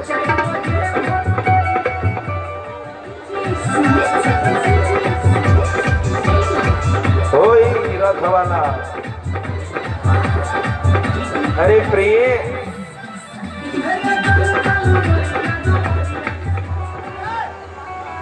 हमन के कुल 11 बरस रहा नहीं जा हो जा, कुल भोजपुरिया बनी जा। बनारस में रह बनी तो भोजपुरिया न बनी। तो कुल कहे के मतलब ही बा का कहत दोनों जग चलत रहा ना, तो हो जाए चर्चा ही भाई जाए भोजपुरी चैनल पकड़ा गया क्या मैथिली में की वे कि होता है से की लिखने छथिन तुलसी बाबा, तेही क्षण मध्य क्यों न लखा। जब क्यों लखा ही नहीं, कोई देखा ही नहीं, कोई समझा ही नहीं, तो कह किसने दिया कि राम जी ने धनुष तोड़ा हो? सामने लाओ तो उसमें बिना देखे सब बोले, चूंकि बगल में थे लगा कि यही तोड़े नहीं, बगल में थे तो ऐसा लगा कि एक पुराना फिल्म था जिसमें पीछे से कोई गाता था और सामने में मुंह चलाता था। कोई फिल्म में ऐसा सीन है तो लगता था कि गा ये रहा। प्राय सभी फिल्मों में यही होता है, गाता मुंह चलाता, लगता वही गा रहा है, लेकिन गाने वाला तो पीछे से आवाज दे। तो राम जी तो खड़े थे, सिर्फ किसी ने देखा वोखा है नहीं। लोगों ने कहा कि धनुष टूट गया है, तो राम बगल में खड़ा, इसी ने तोड़ा होगा। कहिएगा कि कैसे मान लिया जाए? तो पहला तो कारण ये है कि किसी ने देखा नहीं, तो कहा किसने? अच्छा एक बात बताइए, क्या लखन जी झूठ बोल सकते हैं? या लखन जी को सच बोलने में डर है क्या? छुअत ही टूट रघुपति ही न दोषु।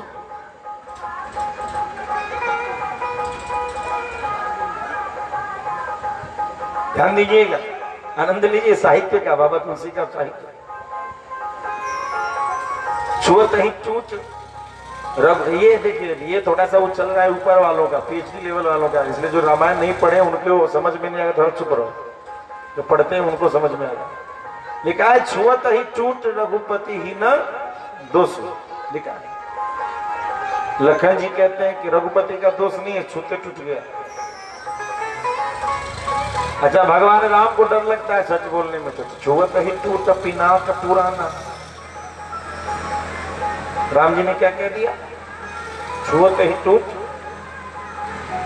और क्या कहा? हुई है कोई एक दास तुम्हारा, कोई एक, जिसे इनको पता नहीं चला, उनको भी नहीं पता चला। यदि उनको पता होता या वो तोड़े होते तो कहते ना कि भाई हमने तोड़ा, क्यों नहीं कहा? अच्छा, यदि उनको ये नहीं पता कि हमने तोड़ लिया हो, हम कहा दीजिए परशुराम जी के सामने, लेकिन उन्हें कह रहा है वो तोड़ का हुआ, उनको भी नहीं पता है कि उसने तोड़ा। कोई है, कोई होगा जो आपका।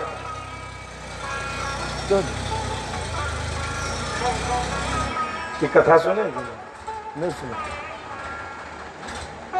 राम जी को भी नहीं पता है कि धनुष किसने तोड़ दिया, तो दूसरे को क्या पता? क्योंकि पता होता तो कहते ना किसने तोड़ा, इसने तोड़ा, इसने तोड़ा, इसने तोड़ा, इसने तोड़ा। नहीं, कहते कोई एक दास ही होगा, क्योंकि यज्ञ पे रक्षा करनी है तो कह रहे झूठे मार काट फंसेगा, भैया हाथ जोड़ने से काम चल जाता है। कोई दास तुम्हारा शील आचरण दिखा रहे। पुनः ये रामायण जी के चौपाई में आनंद लेने के लिए धनुष यज्ञ टूटने के समय में, तो राम जी भी नहीं कह रहे कि मैंने धनुष तोड़ा, उनको पता भी नहीं है, सीधे टालने कोई होगा। और लखन जी भी सीधी बात लीजिए, आप भावना स्पष्ट कीजिए, शब्दार्थ, भावार्थ, गुणार्थ, किसी भी एक बोली गई पंक्ति के 3 अर्थ होते हैं। ध्यान दीजिएगा, साहित्य के जो बच्चे लोग अभी 9वां 10वां का परीक्षा दे रहे होंगे, उनके नंबर कटते क्यों हैं? 3 प्रकार से अर्थ लगाए गए। शब्दार्थ, लिटरेचर में, किसी भाषा के लिटरेचर में 3 प्रकार से शब्दार्थ, लिटरली जो कहा जा रहा है बात, पॉइंट टू पॉइंट। और दूसरा है भावार्थ, प्रसंगानुगत जो बातें आ रही हैं उसमें उसके कहने का मतलब क्या है। और गूढ़ार्थ, if it comes in the philosophy of life, यदि आपके जीवन में भी टच करता हो वो बात, ऐसी कोई बात निकालना, दैट इज कॉल्ड गूढ़ार्थ। आशय स्पष्ट कीजिए। तो शब्दार्थ, भावार्थ और गूढ़ार्थ, तो हम लोग शब्दार्थ पे रहते हैं। शब्दार्थ में राम जी कहते हैं हुई है कोई एक दास तुम्हारा, उनको नहीं पता है, वो कह रहे कोई को। लखनलाल जी भी कह दिए कि छूटे टूटाए नहीं कह रहे हैं कि राम जी ने तो प्रेम से भक्त वत्सल भगवान की। अब देखिए आनंद की बात लीजिए,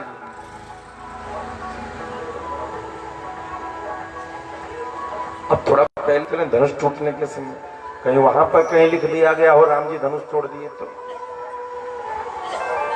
तब तो इतनी देर का मेहनत ही बेकार हो जाए।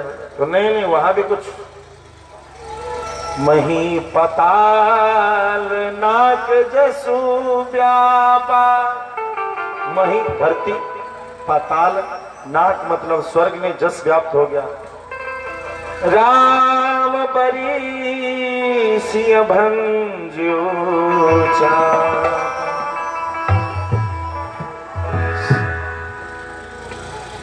राम बरी सिंह भंजो चापा। रहस्य यही है। अच्छा, स्वयंवर जानकी जी का हो रहा था कि राम जी का? सही सही बताइए, राम जी का स्वयंवर था कि जानकी जी का? आए राम जी का स्वयंवर, दोनों का स्वयंवर ना होता, ब्याह दोनों का था, स्वयंवर जानकी जी का था। चुनने का अधिकार राम जी को चुन रहे, राम जी को चुनने का काम उनको तिलका जी चुनेंगे। गुरु जी जिसे बताते थे वैसे चल रहे थे। जनकपुर में बच्चे लोग रास्ता बता दिए तो उनको यहाँ अकिल कहाँ काम करता। मिथिला में आने के बाद तो उनको सालियां सिखाती है कि ऐसे चलिए तो चलते हैं। उनको कहाँ अकल है यहाँ, उनका अकल यहाँ खत्म हो जाता है। प्रेम चले भक्त वत्सल भगवान की। बहुत बहादुर बने तो एक सुतरी में पान का पल्लव बांध करके कहते खोलो खोलो न रघुबर कंगनवा, खोल के दिखाओ तो जाने की प्रत्यंचा चढ़ा सकते हो। ये चढ़िए नहीं रहा है, वो क्या चढ़ाओगे? अपने देह का तो बंधन खुटिए नहीं रहा, सारे संसार की गुत्थी क्या सुलझाओगे? अभी खोल देते हैं, किशोरी जी सहायता कर दीजिए तो खोले। राम जी का जो असली परीक्षा है वो मिथिला में है। यहाँ रहस्य की बात लिखिए। स्वयंवर हो रहा था जानकी जी का। अब लिखा है राम बरी सिय भंजे चापा।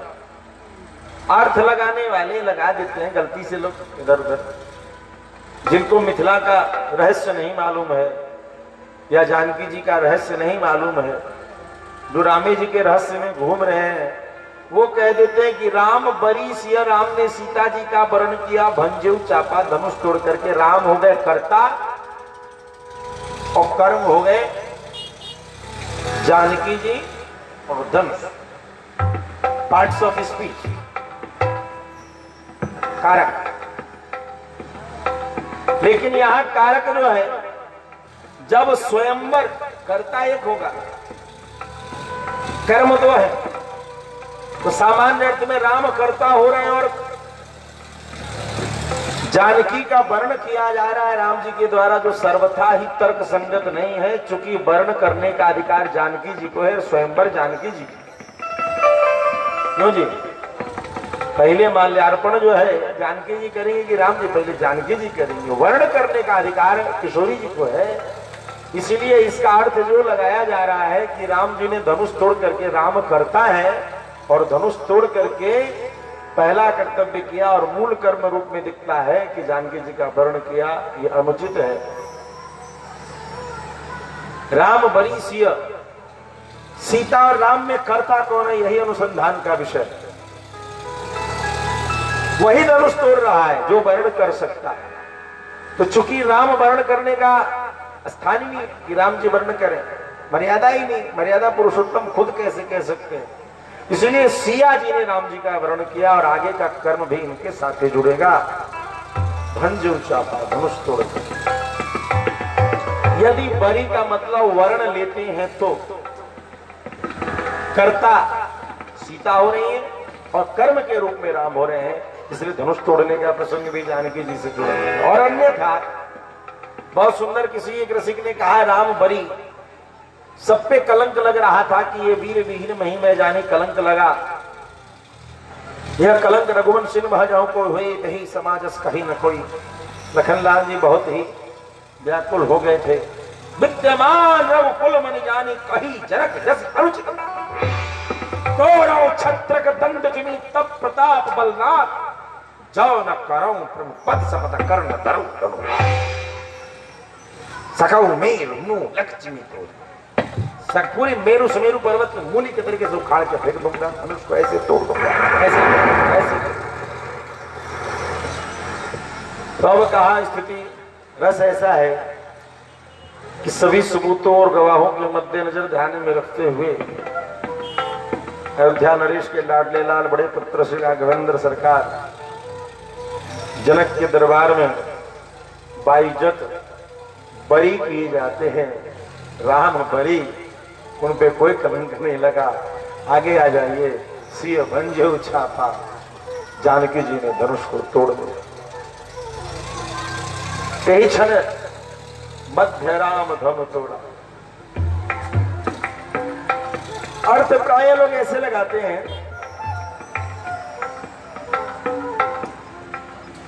कि एक क्षण में ही गए और कब तोड़ा पता नहीं चला, लेकिन यहां अर्थ भी तर्क संगत नहीं है। ध्यान देंगे, जो रामायण का नित्य अनुसंधान करते हैं वही इस बात को ध्यान समझेंगे। बात पे थोड़ा शांत बैठे। प्रेम से भक्तवत्सल भगवान की। क्षण मध्य, अच्छा ध्यान दीजिए, उस भूमि का दर्शन कीजिए, उस दृश्य का दर्शन कीजिए। वहां लीला क्या चल रही है कि जब सरकार को आज्ञा मिली तो सरकार बड़े धीरे धीरे चल रहे हैं। बाबा तुलसी कहते हैं कि राम जी बड़ी धीरे धीरे चल रहे और इतनी धीरे धीरे चल रहे हैं कि जानकी जी की ओर जब देखे तो खुद को लगा भगवान खुद स्वीकार कर आप कहने वाले कौन होते हैं। भगवान खुद कहते हैं का वर्षा जब कृषि सुखा मुझसे देर हो रही है, यानी जल्दी काम नहीं हुआ, बहुत धीरे धीरे चल रहे हैं। ऐसे जो सेल्फी खिंचवा रहे हो कैसा लग रहा हूं, सबकी ओर देखते हुए जा रहे भगवान। और तब जाकर के जब किशोरी जी की आंखों से मिलान हुआ है और सिर्फ किशोरी जी की पुतलियों के फिरकर ने इशारा कर दिया विलंब कर रहे थे का वर्षा जब कृषि सुखा, तो भगवान स्वीकार करने की मैं देर कर रहा हूं। जब भगवान खुद स्वीकार कर रहे हैं तो आप कैसे लिख दे रहे हैं कि उसी क्षण में धनुष तोड़ दिया। एक ही क्षण में सब काम नहीं होता, उस जगह है कई क्षण, मतलब क्षण मध्य, एक क्षण के बीच नहीं। उस क्षण जिस समय भगवान वहां पहुंचे मध्य राम, क्या अच्छा राम जी के आगे हमेशा से सीताराम जी का नाम आता है। त्रिजटा का प्रसंग ले लीजिए लंका कांड में, कहीं के उर्मंबास में त्रिजटा कहती है कि रावण जानता है कि राम के हृदय में तुम रहती हो, तो मध्य राम, जिसके मध्य में राम हो या जो राम के मध्य में हो। ध्यान दीजिएगा समास, जिसके मध्य में राम हो, बहुव्रीहि समास, या जिसके जो राम के मध्य में हो वह कौन है, जानकी।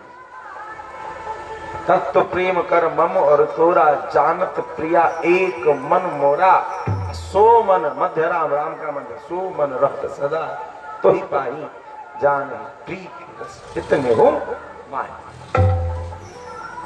हनुमंत जी महाराज का यह संदेश है, सुंदरकांड सब लोग देखें। तो वह जो सूत्रात्मक जो सार गर्भित केंद्र है वह जानकी जी हैं। और अध्यात्म रामायण श्री रामचरितमानस के साहित्य का जो आनंद ले रहे हैं, इसको प्रमाणित करते हुए अध्यात्म रामायण में भगवती जानकी ने खुद हनुमंत जी महाराज को उपदेश किया है भगवान की आज्ञा से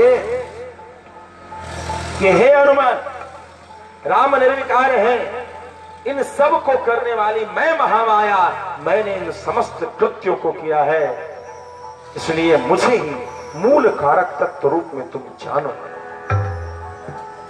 इन्हीं सब बातों को अध्यात्म रामायण के गुण रूप से बाबा तुलसी ने चौपाइयों में लिखा, श्रोता वक्ता ज्ञान निधि कथा राम के गुण। फिर अंत में आता है राम जी करें कि सीता जी करें, गिरा अरद जल बीच सम कहित भिन्न भिन्न, बंदों सीता राम पद जिन्हि परम प्रिय खिन्न। बढ़िया। इसके बाद संदेशा जाता है श्री अवध में, वहां से बाराती की तैयारी होकर के सब लोग चलने लगते हैं। तो कहते हैं बाराती इतनी लंबी थी कि कुछ लोग तो मिथिला में प्रवेश कर रहे हैं और कुछ लोग अयोध्या से निर्गत हो रहे हैं, बाहर हो। सब लोगों की पहुनाई हुई, सारे देवता लोग उपस्थित हुए। बाकी तीन भाइयों को देख करके भी राजा जनक के मन में आया कि कुशध्वज की दो पुत्रियां हैं, मेरे भी महाराज जनक जो इस समय थे उनका नाम शिरध्वज, इनकी भी दो पुत्रियां हैं।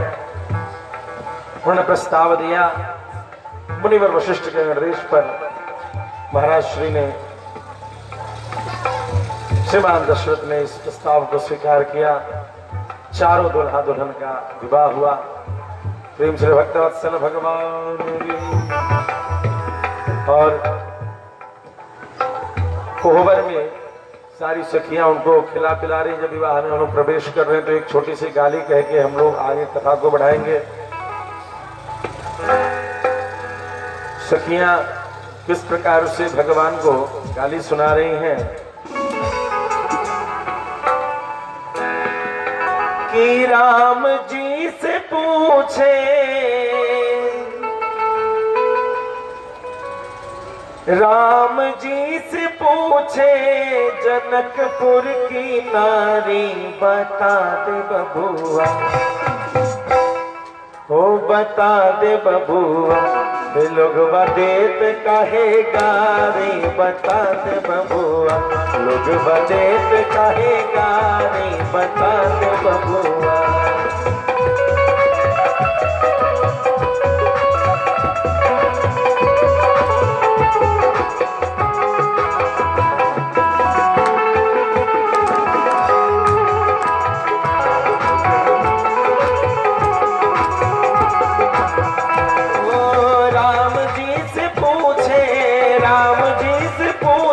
जनकपुर की नारी बता दे बबुआ, बता दे बबुआ। एक तरफ थाली हो, सामने साली हो, और सवाल हो कि पूरे नगर में गाली हो। हे लोग देत काहे गाली बता दे बबुआ, लोग देत काहे गाली बता दे बबुआ।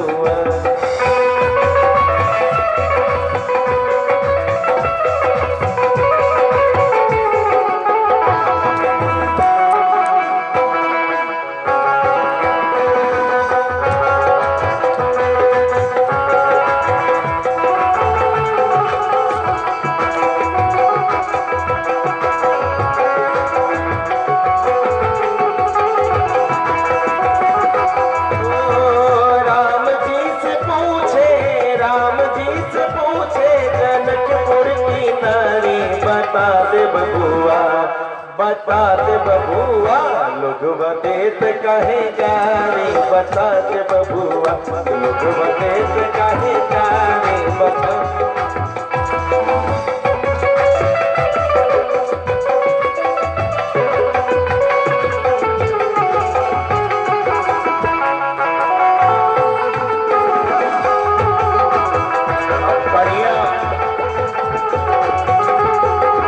उत्तम कुल की गैया के दूध में बना हुआ पायस खीर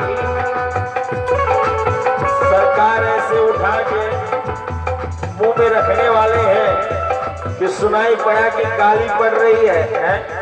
मैंने तो ऐसा कोई कर्म नहीं किया जो मुझे कोई गाली दे। नहीं नहीं साहब, पढ़ तो नहीं है। देखो जी, आप गाली दे रही तो चलेगा, वो तो ससुराल का लिया। नहीं नहीं, हम नहीं दे रहे सर, पूरी नगर में गाली पड़ रही है। हम तो बस मत पूछो, थक गए, हमारे पास कोई जवाब नहीं है। जवाब नहीं है, क्या कह रहे हैं लोग? तोहरा से पूछूं मैं, ये धनुषधारी कोबर में हो, धनुष बाण तो पता नहीं कहाँ रखा होगा। ये डर भी नहीं, तुम्हें तो गुस्सा आएगा, धनुष बाण लेके चढ़ा लोगे, लेकिन यहाँ कोबर में धनुष बाण है क्या? धनुष बाण कोबर में। ओ तोहरा से पूछ मैं, ओ धनुषधारी तोहरा से पूछ मैं, एक भाई तोर काहे, एक भाई तोर काहे, एक काहे कारी बता दे बबुआ, बता दे बबुआ, लोग बदेत काहे गारी बता दे बबुआ, लोग बदेत काहे गारी बता दे बबुआ। राम जी से पूछे, राम जी से पूछे जनकपुर की नारी बता दे बबुआ, लोग बदेत काहे गारी।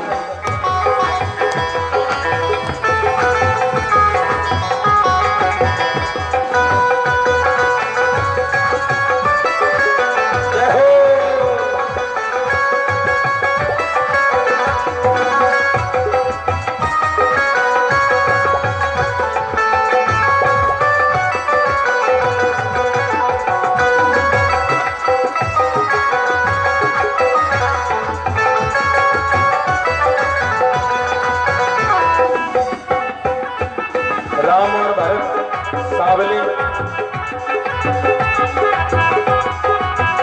लक्ष्मण और शत्रुघ्न गोरे गोरे, बस भैया मुस्कुराने लगे। कोई बात नहीं, नहीं सब जानते हैं। अरे सरकार आपको शर्म नहीं आ रही क्या? सुना है आपको बहुत संकोच होता है। तो नहीं मुझे शर्म तो किस बात की, लोगों को नहीं पता।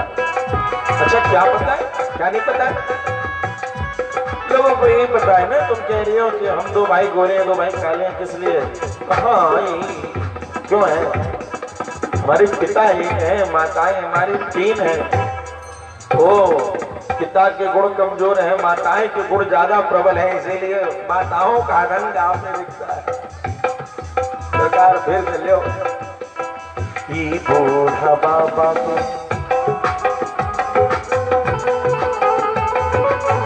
माताओं के गुण तो आपने झलक गए।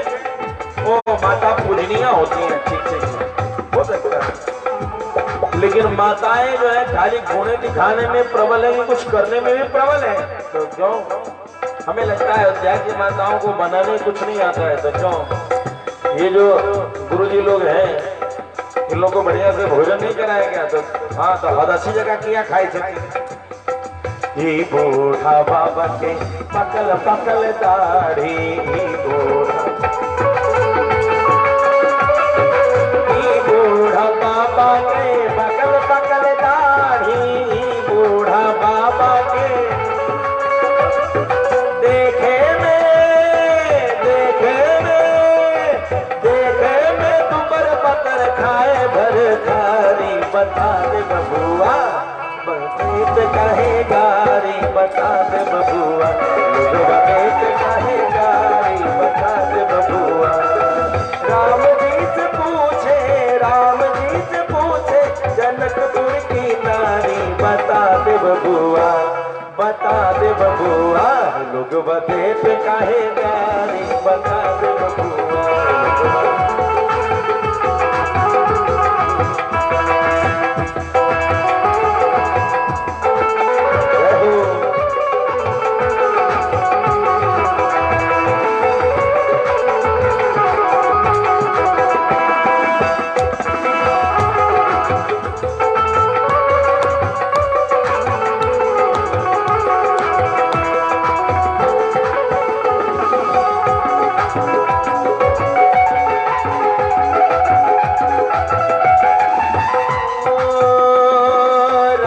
दशरथ जी कई लगन होशियारी, राजा दशरथ जी कई लगन होशियारी, राजा दशरथ जी कई लगन होशियारी, राजा दशरथ जी कई लगन होशियारी। एक मर्दबा पर 3 नारी, बता दे बबुआ हम बता दे बबुआ लोग बतेत काहे गारी, बता दे बबुआ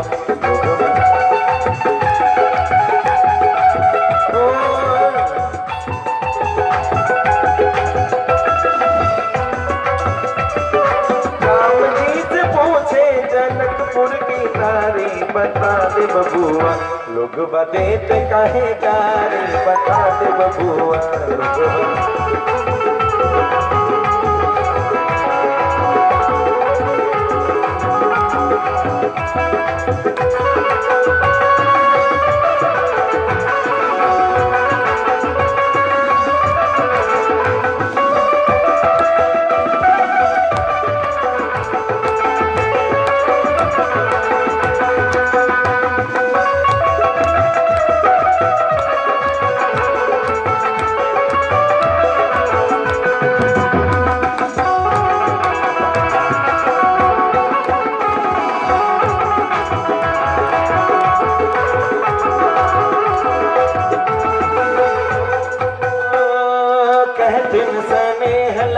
मन में बिचारी, कहतिन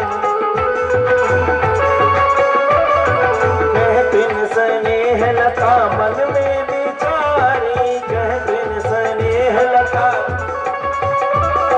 हम सब लगे छिपाहुन, हम सब लगे छिपाहुन सरहज सारी, बता दे बबुआ हाँ बता दे बबुआ लोग बतेत काहे गारी, बता दे बबुआ लोग बतेत काहे गारी, बता दे बबुआ। राम जी से पूछे राम नखपुर की नारी बता दे बबुआ, लोग बदेत कहे गारी बता दे बबुआ,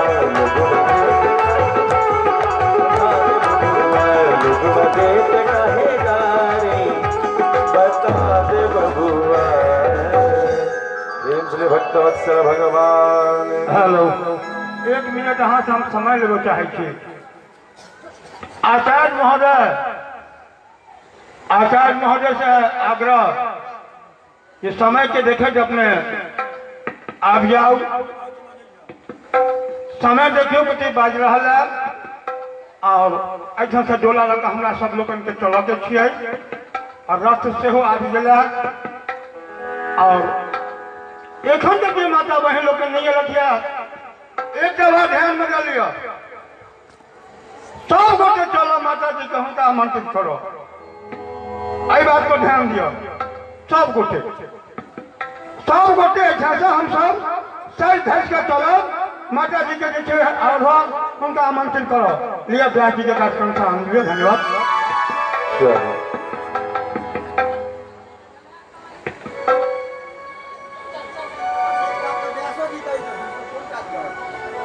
सिर्फ इस प्रकार से खूब सुंदर विवाह आदि का कार्य हुआ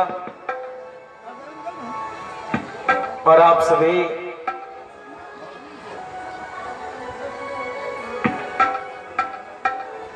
बड़े हर्ष और उल्लास का समय है। कुछ देर में हम सभी बेल निमंत्रण के लिए चलेंगे। जो भी लोग आने को हैं 10-15 मिनट और कथा चलेगी, तो आप शीघ्र ही कथा प्रांगण में यहाँ आ जाएं, जिससे कि उसके बाद आगे के कार्य बढ़े। इधर हम सभी कथा में प्रवेश करें। विवाह होने के बाद बड़े सम्मान के साथ चारों दुल्हा दुल्हन को लेकर के महाराज दशरथ श्री अवध आए और वहां आकर के रहने लगे। भगवान की अवस्था जब 27 वर्ष की थी, उस समय महाराज दशरथ के मन में ऐसा आया कि अब इन्हें युवराज पद पर अभिषेक किया जाए। लेकिन परमात्मा की इच्छा कहीं और थी, विधाता का विधान कुछ और था। मंथरा के माध्यम से माता सरस्वती मंथरा के मुख में विराजित हो गए और उन्होंने कैकेयी को अपने वश में कर लिया। कैकेयी ने अपने सारे श्रृंगार को हटा दिया और कोप भवन में चली गई। महाराज दशरथ को जब ये पता चला, महाराज दशरथ ने कहा, हे सुमुखी, कहो किस रंग को मैं महाराज बना दूं? मैं तुम्हारा वो पति हूं कि इंद्र भी सम्मुख होकर के सम्मान करता है। तुम कहो किस राजा के समस्त संपत्ति को छीन के उसको दरिद्र बना दूं? तुम कहो किसी छोटे से अपराध के लिए किसी अपराधी को प्राण दंड दे दो। तुम कहो यदि किसी को प्राण दंड हो, प्राण का भय हो, वो भले कितना बड़ा भी अपराधी क्यों न हो, उसको क्षमा दे दो। लेकिन सुमुखी मुस्कुरा दो।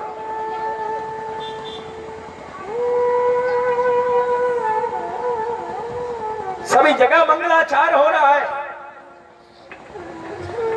देवी, सत्य कहता हूं, राम की सौगंध, तुम जो कहोगे वो करो। तुम जानती हो कि राम से प्रिय मुझे कुछ नहीं। मैं आज, तुम जानती हो मैं अवध छोड़ सकता हूं, मैं अयोध्या की संपत्ति कुछ भी छोड़ सकता हूं, मगर राम को मैं नहीं छोड़ सकता।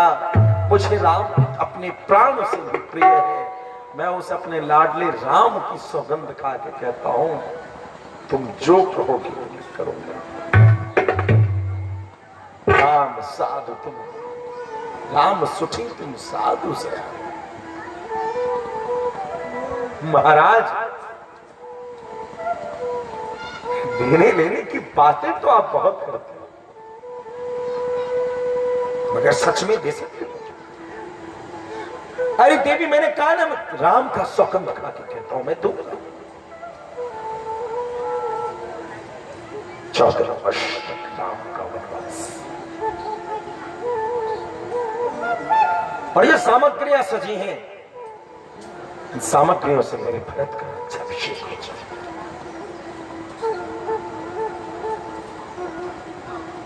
हास्य कर रही, व्यंग कर रही के हंसकर बोलो ना कि तुम मुझसे व्यंग कर रही हो, विनोद कर रही हो। राम ने तो कभी कौशल्या को माता जाना ही नहीं, राम ने तो सदा सर्वदा तुम्हें ही माता जाना। और तुम भी तो भरत से ज्यादा राम से लाड करती थी, दुलार करती थी। महाराज, इधर उधर की बात न करो, देना तो अन्यथा कह लो कि मिथ्या बोलते हो, अपने यश कुल को सबको नष्ट कर दो। हे कैकेयी, सत्य जान, मैं रहूं ना रहूं,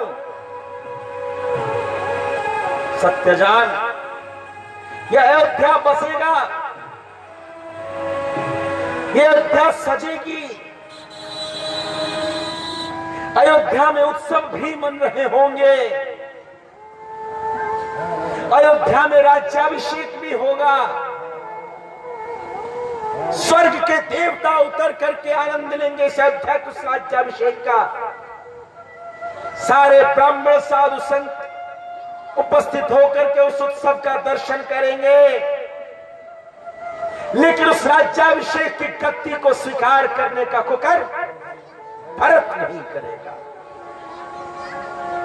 यदि भरत मेरा पुत्र है तो वह इस कृत्य को नहीं करेगा, और यदि उसने राजगद्दी स्वीकार कर ली, मेरी मृत्यु सत्य है।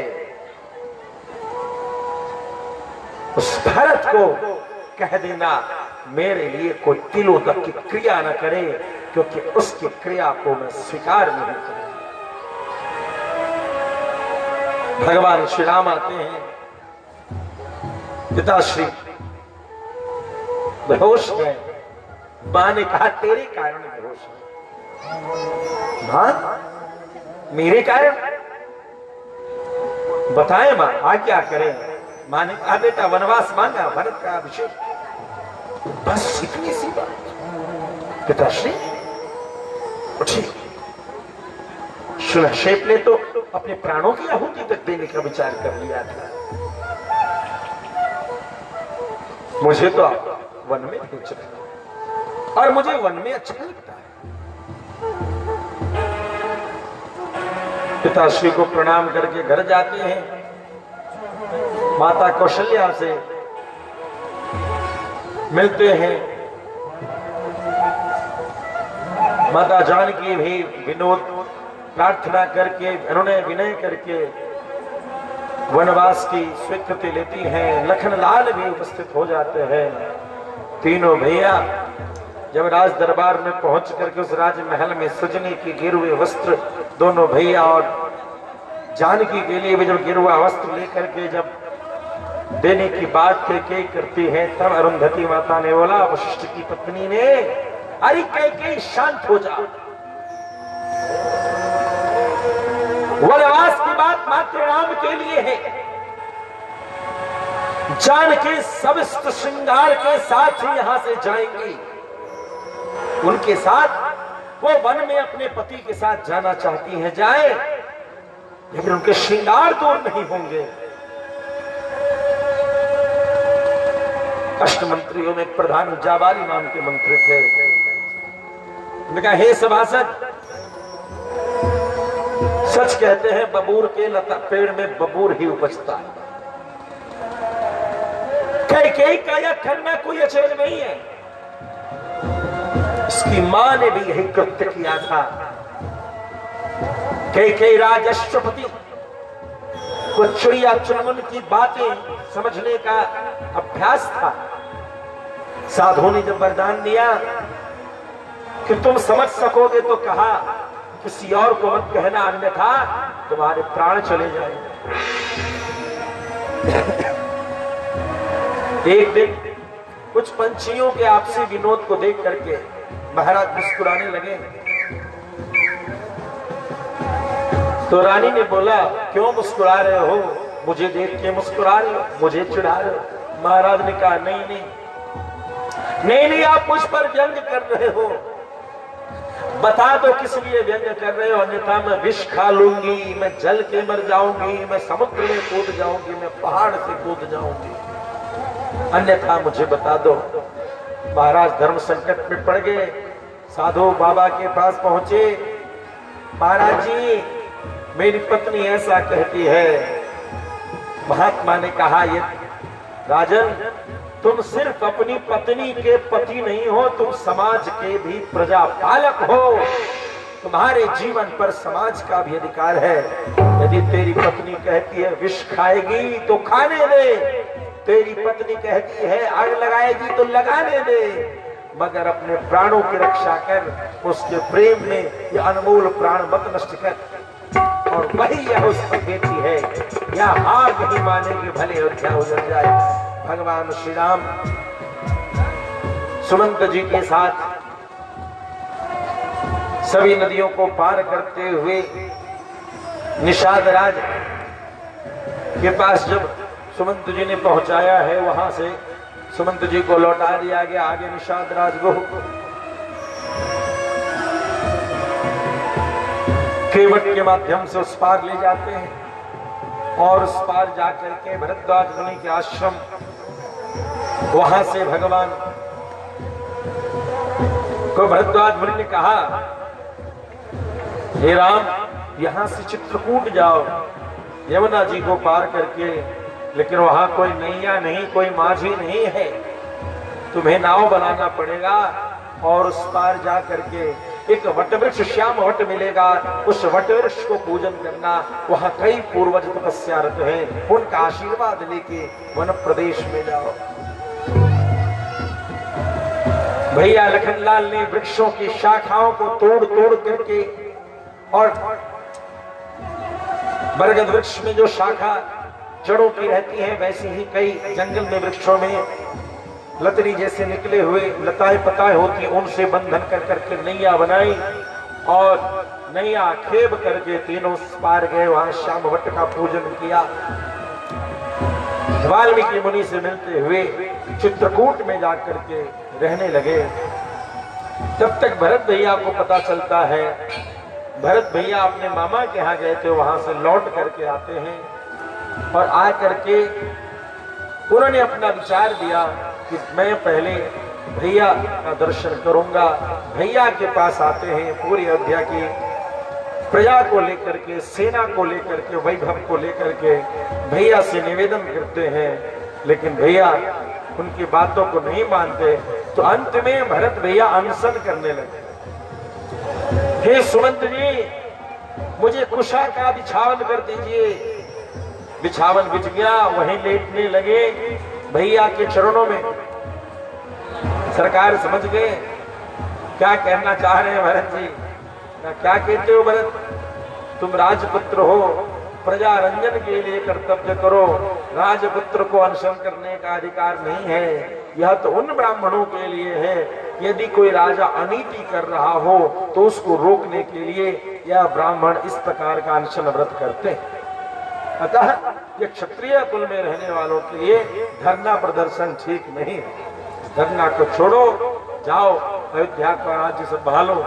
और इस प्रकार से अपनी चरण चिन्ह रूप में चरण पादुका को दिया है, जिस चरण पादुका को लेकर के नंदी ग्राम में भरत भैया रहने लगे। वहां से अत्रि मुनि अनुसुईया माता से मिलते, अनुसुईया माता ने दिव्य वस्त्र दिए हैं, उन वस्त्रों को लेते हुए, दिव्य उपदेश को लेते हुए आगे आगे इंद्र जो है सर्वभंग मुनि और सुतीक्ष्ण को कहते हुए चले गए कि मैं तुम्हें अलग अलग लोक दूंगा, तुम्हें चाहिए। और अंत में कहा कि राम आने वाले हैं। तुम सब ने कहा तुम्हारे दिए हुए समस्त लोक की आवश्यकता नहीं, राम आएंगे पहले उनका दर्शन करेंगे, अन्य लोगों की जरूरत नहीं है। तब भगवान श्री राम जब पहुंचते हैं तो उनको सर्वभंग मुनि ने बताया कि इंद्र आए थे, उन्होंने ऐसा ऐसा कहा है। तो इस प्रकार से भगवान श्री राम ने कहा निश्चिंत रहे, आपको समस्त लोक नहीं मैं परम धाम की में प्राप्ति होगी, वरदान दिया।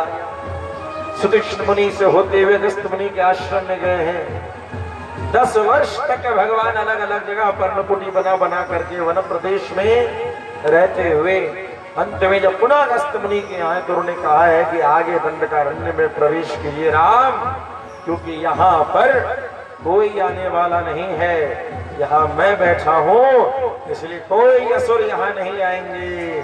असुर तो दंडकारण्य में आएंगे, वहां जाइए, राक्षस वहां आएंगे। भगवान को सारी आयु दिए, भगवान उधर प्रवेश करते हैं। प्रेम से भक्तवत्सल भगवान के वहां से जब भगवान चले तो जा करके आप पंचवटी में रहने लगे, जहां शूर्पणखा आती है तो सम पुरुष नमो सम नारी वाली शूर्पणखा ने कहा श्री राम मुझसे विवाह करो। भगवान ने कहा मेरी पत्नी मेरे साथ है, वही एक अकेला आया हुआ है, उससे मिल लो तो कहीं वो स्वीकार कर ले हैं। तो कहा उनके पास गए तो लखन लाल जी ने कहा मैं तो दास हूं, तू हमेशा दासी बनी रहेगी, मुझसे क्या ब्याह कर कुछ मिलने वाला है, तुम तो इतनी सुंदरी हो, तुमको मालिक बनना चाहिए। हाँ सही कहते हो, तो जाओ वहीं पर। तो पुनः उसके बाद चली गई, यानी कोई मिले उससे ब्याह कर लेना और सबको कहना कि तुमसे ही मुझे प्रेम है। यह किसी कुलीन स्त्री का गुण नहीं। समझ गया कि ये छलिया है, ये कैसे भी हमें छलने आई है। भगवान श्री राम ने कहा कि इसको न नाक की इज्जत और न कान, इसको बुरा सुनने में भी भय नहीं है, इसलिए इसके नाक कान को काट दो। लखन लाल जी ने कर दिया। अब शूर्पणखा दौड़ी दौड़ी गई, खरदूषण को जाकर के निमंत्रित कर दिया। खरदूषण ने पहले 14 राक्षस भेजे हैं, 14 राक्षस, और उन 14 राक्षसों को आगमन सुन करके भगवान श्री राम ने कहा लखन जानकी डर जाएंगी, राक्षसों को देखेगी तो। माता कौशल्या ने कहा था कि बानरों की पशुओं की छवि देख के डर जाते हैं, सामने राक्षस आने वाले हैं, डर जाएंगे, इसलिए इन्हें गुफा में ले जाओ। और इधर 14 राक्षसों का भगवान ने वध किया। तब जाकर के त्रिशिरा, खरदूषण, ये तीनों आए 14,000 राक्षसों के साथ। इन सब को भगवान ने वध किया है। यह सूचना लेकर के शूर्पणखा पहुंच गई। बहना ने भाई के जो व्यवहार निभाया है, शूर्पणखा जैसी बहन भगवान किसी को न दे। प्रेम से भक्तवत्सल भगवान। शूर्पणखा जो है जाकर के बुला करके रावण को ललकार करके ले आई, रावण को जगा दिया। रावण एक बार मारीच के पास गया, मारीच ने डरा दिया, दोबारा गया। जब दोबारा गया है तो मारीच ने भय दिखाया है कि मैं राम के पास पहले जा चुका हूँ, कोई भी पत्ता खरकता है तो मुझे राम नजर आते हैं धनुष बाण लिए हुए, रो सुनता हूँ तो मेरा हृदय में थर थर कांपता है। रावण जो तू मुझे भय दिखाता है, तेरे कारण मुझे भय नहीं, तेरे नाम रावण में जो रो है उससे मुझे भय नहीं। तू त्रिलोक का राजा है, त्रिलोक पर तेरा आधिपत्य चल रहा, उससे मुझे भय नहीं है। रावण भय तो तेरे रावण नाम में रो से है, वो राम मैंने देख लिया है जो तू कहता है। मनी मन सोचा तो इस अपराधी के द्वारा मरने से अच्छा है कि भगवान श्री राम के बाणों से ही वध हो। प्रेम से भक्तवत्सल भगवान। और तब जाकर के मारीच जाता है। मारीच सोने का मृग बन करके श्री जानकी जी ने भगवान श्री राम को प्रार्थना बहुत किया कि इसे ले आए। भगवान श्री राम जाते हैं और उनका वध करने के लिए जैसे ही बाण चलाया कि वह वाणी जो है भगवान श्री राम के वाणी से उनके आवाज में लखन लखन इस प्रकार के जब क्रंदन पुकार की जानकी जी ने कहा लखन सावधान हो जाओ। आवाज बनाओ मैं क्या कर प्रेम चले भक्तवत्सल भगवान की। तो लखन की जो पुकार की जानकी जी ने कहा लखन लगता है भरत ने तुझे अपनी नीति के लिए चतुराई के लिए मेरे पास भेजा।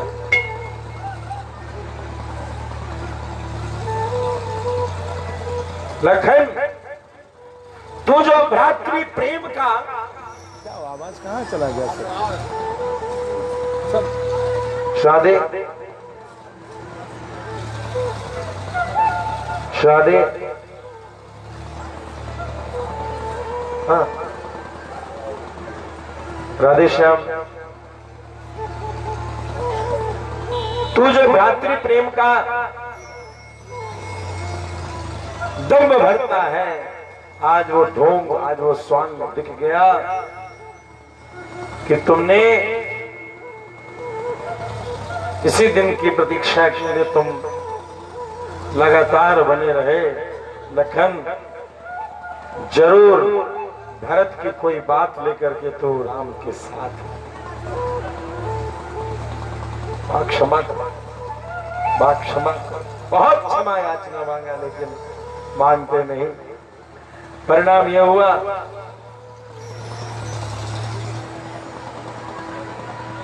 ठीक है आप कहता हूं तो मैं आज भैया के लाख मना करने के बाद भी आज पहली बार जीवन में मैं उनकी बात को तुच्छ करता हुआ छोटा करता हुआ जा रहा हूं। मेरे निवेदन एक लकीर मां तेरे चारों ओर में खींच दे रहा हूं। इतनी बात रखने ना कुछ भी हो जाए इस लकीर को पार मत कर। दुनिया में कोई भी शक्तिशाली इस लकीर को तेरे सिवा उल्लंघन न कर पाएगा और तू यही सुरक्षित रहेगी। भवितव्यता क्या है मैं नहीं जानता मुझे पुरुषार्थ करना मेरा कर्तव्य है।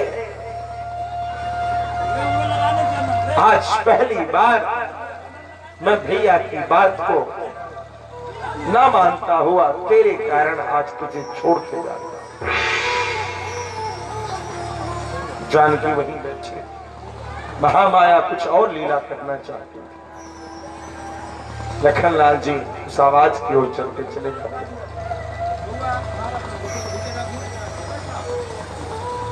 भगवान श्री राम समझ गए थे कि लीला कुछ और हुई है। दौड़े दौड़े चले आए। मार्ग में दिखे लखन तुमने मेरी बात टाल दी। लखन तुझे पता नहीं कितने मायावी राक्षस यहां भटक रहे। जानकी बहुत भोली है उसे राक्षसों की माया का तनिक भी ज्ञान नहीं। लखन तुमने सावधान किया था कि हिरण कोई सामान्य मारीच व मारीच ही था। अवश्य में कोई कुचक्र हुआ है।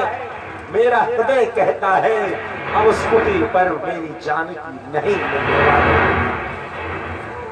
लखन मेरे भाई तुमने यह क्या किया। भगवान लखनलाल जी के साथ उस कुटिया पर जाते हैं तो जानकी से ही कुटिया को देख करके बेसुध से पड़े हुए विलाप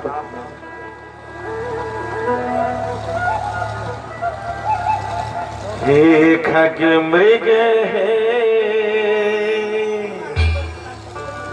मधुकर से तुम देखे से मृग नहीं वृक्षों से, लताओं से, पताओं से। इधर जब रावण अपहरण करके ले गया है तो जटायु ने, बूढ़े जटायु ने देखा, युद्ध किया है, लेकिन जटायु मारा गया। पुष्पक के बाण से आभूषणों को गिराते हुए ऋष्यमुख पर्वत पर जानकी जी और उधर लंका में जाकर के अपना वैभव दिखाता है रावण। वैभव दिखाने के बाद भी जब जानकी नहीं मानते हैं तो शोक वाटिका में ले जाता है और वहीं पर उन्हें बंदी बनाता है। भगवान श्री राम खोजते हुए जटायु के पास जाते हैं। जटायु को देखा, जटायु के कुछ सांस बचे थे। जटायु जी को गोद में लिया, सारी बातें सुनी और कहा, तात मैं आपको कुछ दूं, क्या चाहिए? जटायु कहने लगे, प्रभु आज हम अद्वैत, जो जन्मा है, जो अद्वैत है, आज उसके गोद में लेता हूं। गोद दे दिया तुमने, अपना अधिकार दे दिया, अपना पद दे दिया, अब और क्या चाहिए? और इस प्रकार से भगवान वहां से आगे बढ़ते हुए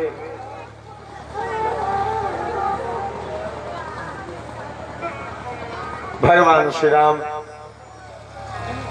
कबंध का उद्धार करते हुए, सुग्रीव आदि का पता कबंध ने बताया है, शबरी माता का उनकी भक्ति को परिपूर्ण करते हुए आगे बढ़ते हैं। भगवान श्री राम सुग्रीव के पास पहुंचते हैं। सुग्रीव के कहने में बाली का वध किया और इसके पश्चात सुग्रीव ने सेना की तैयारी करने के लिए निर्देश भेज दिया है। प्रेम से भक्तवत्सल भगवान की सारी सेना अनुसंधान करते हुए चलती है। हनुमंतलाल जी महाराज ने श्री किशोरी जी का अनुसंधान कर लिया और तत्पश्चात लंका दहन करते हुए लौट करके सारी सूचना देते हैं। समुद्र पर पुल बना करके सारी सेना उस पार जाती है। किस प्रकार से विजय संग्राम होगा जब यह चर्चा आती है। यहीं पर भगवती की उपासना भगवान श्री राम ने की और कहते कि दिव्य बाण दिया गया। भगवती ने कहा यह शक्ति स्वरूपा बाण आप अपने पास रखें। उस बाण को संजो करके भगवान श्री राम लंका में प्रवेश करते हैं। युद्ध प्रारंभ होता है। कुंभकर्ण, मेघनाद आदि बड़े बड़े राक्षसों का वध होता है। जब राम रावण संग्राम प्रारंभ हुआ तो 30 बाण कई बार छोड़े जा रहे हैं। 20 बाण भुजाओं के, 10 बाण सिर के, रुंड मुंडमय हो गया सारा जगत, लेकिन रावण नहीं मर रहा। तब अंत में भगवान श्री राम को याद हुआ कि भगवती ने जो बाण दिया था और कहा था इसी से वध होगा, उस एक शक्ति बाण का प्रयोग करते हुए 31 बाण का प्रयोग किया और वह 31वां शक्ति स्वरूपा बाण तो नाभि पीयूष हृदय में लग करके रावण का वध हुआ। प्रेम से भक्तवत्सल भगवान की जय। आइए आरती कर लें। आगे कल की कथा में हम सभी महिषासुर मर्दिनी के दिव्य चरित्र का श्रवण करेंगे। किस प्रकार से भगवती कल यहाँ आंख भी खुलेंगी और कल यहाँ महिषासुर मर्दन की पूरी कथा कल सुनने को मिलेगी। इसलिए सभी लोग प्रेम से भगवती चरित्र को सुनने के लिए उपस्थित हों। जहाँ वैसे जगमंडप के समीप आवे की प्रयास नहीं करूँ। तालियां ब्याह जी बना के पहले कांकरा करो। सर्वनाथ चैत्र नवरात्र दुर्गा पूजा समिति के सदस्य आज समस्त सदस्यगण से आग्रह से निवेदन जतौ कतौ वहाँ सब मेला परिसर में सब आदमी व्यास मंच के समीप आ जाओ। भागवत भगवान की आरती हम सब कराओ और तुरंत आचार्य महोदय और व्यास जी दोनों आदमी के संग स्वास्थ्य वाचन मंत्र हो तो हम सब गोटे बिलवा मंत्र के लिए निकल जाए। जय जगदम्ब, जय मां भवानी। श्री भागवत भगवान की है आरती, पापियों को पाप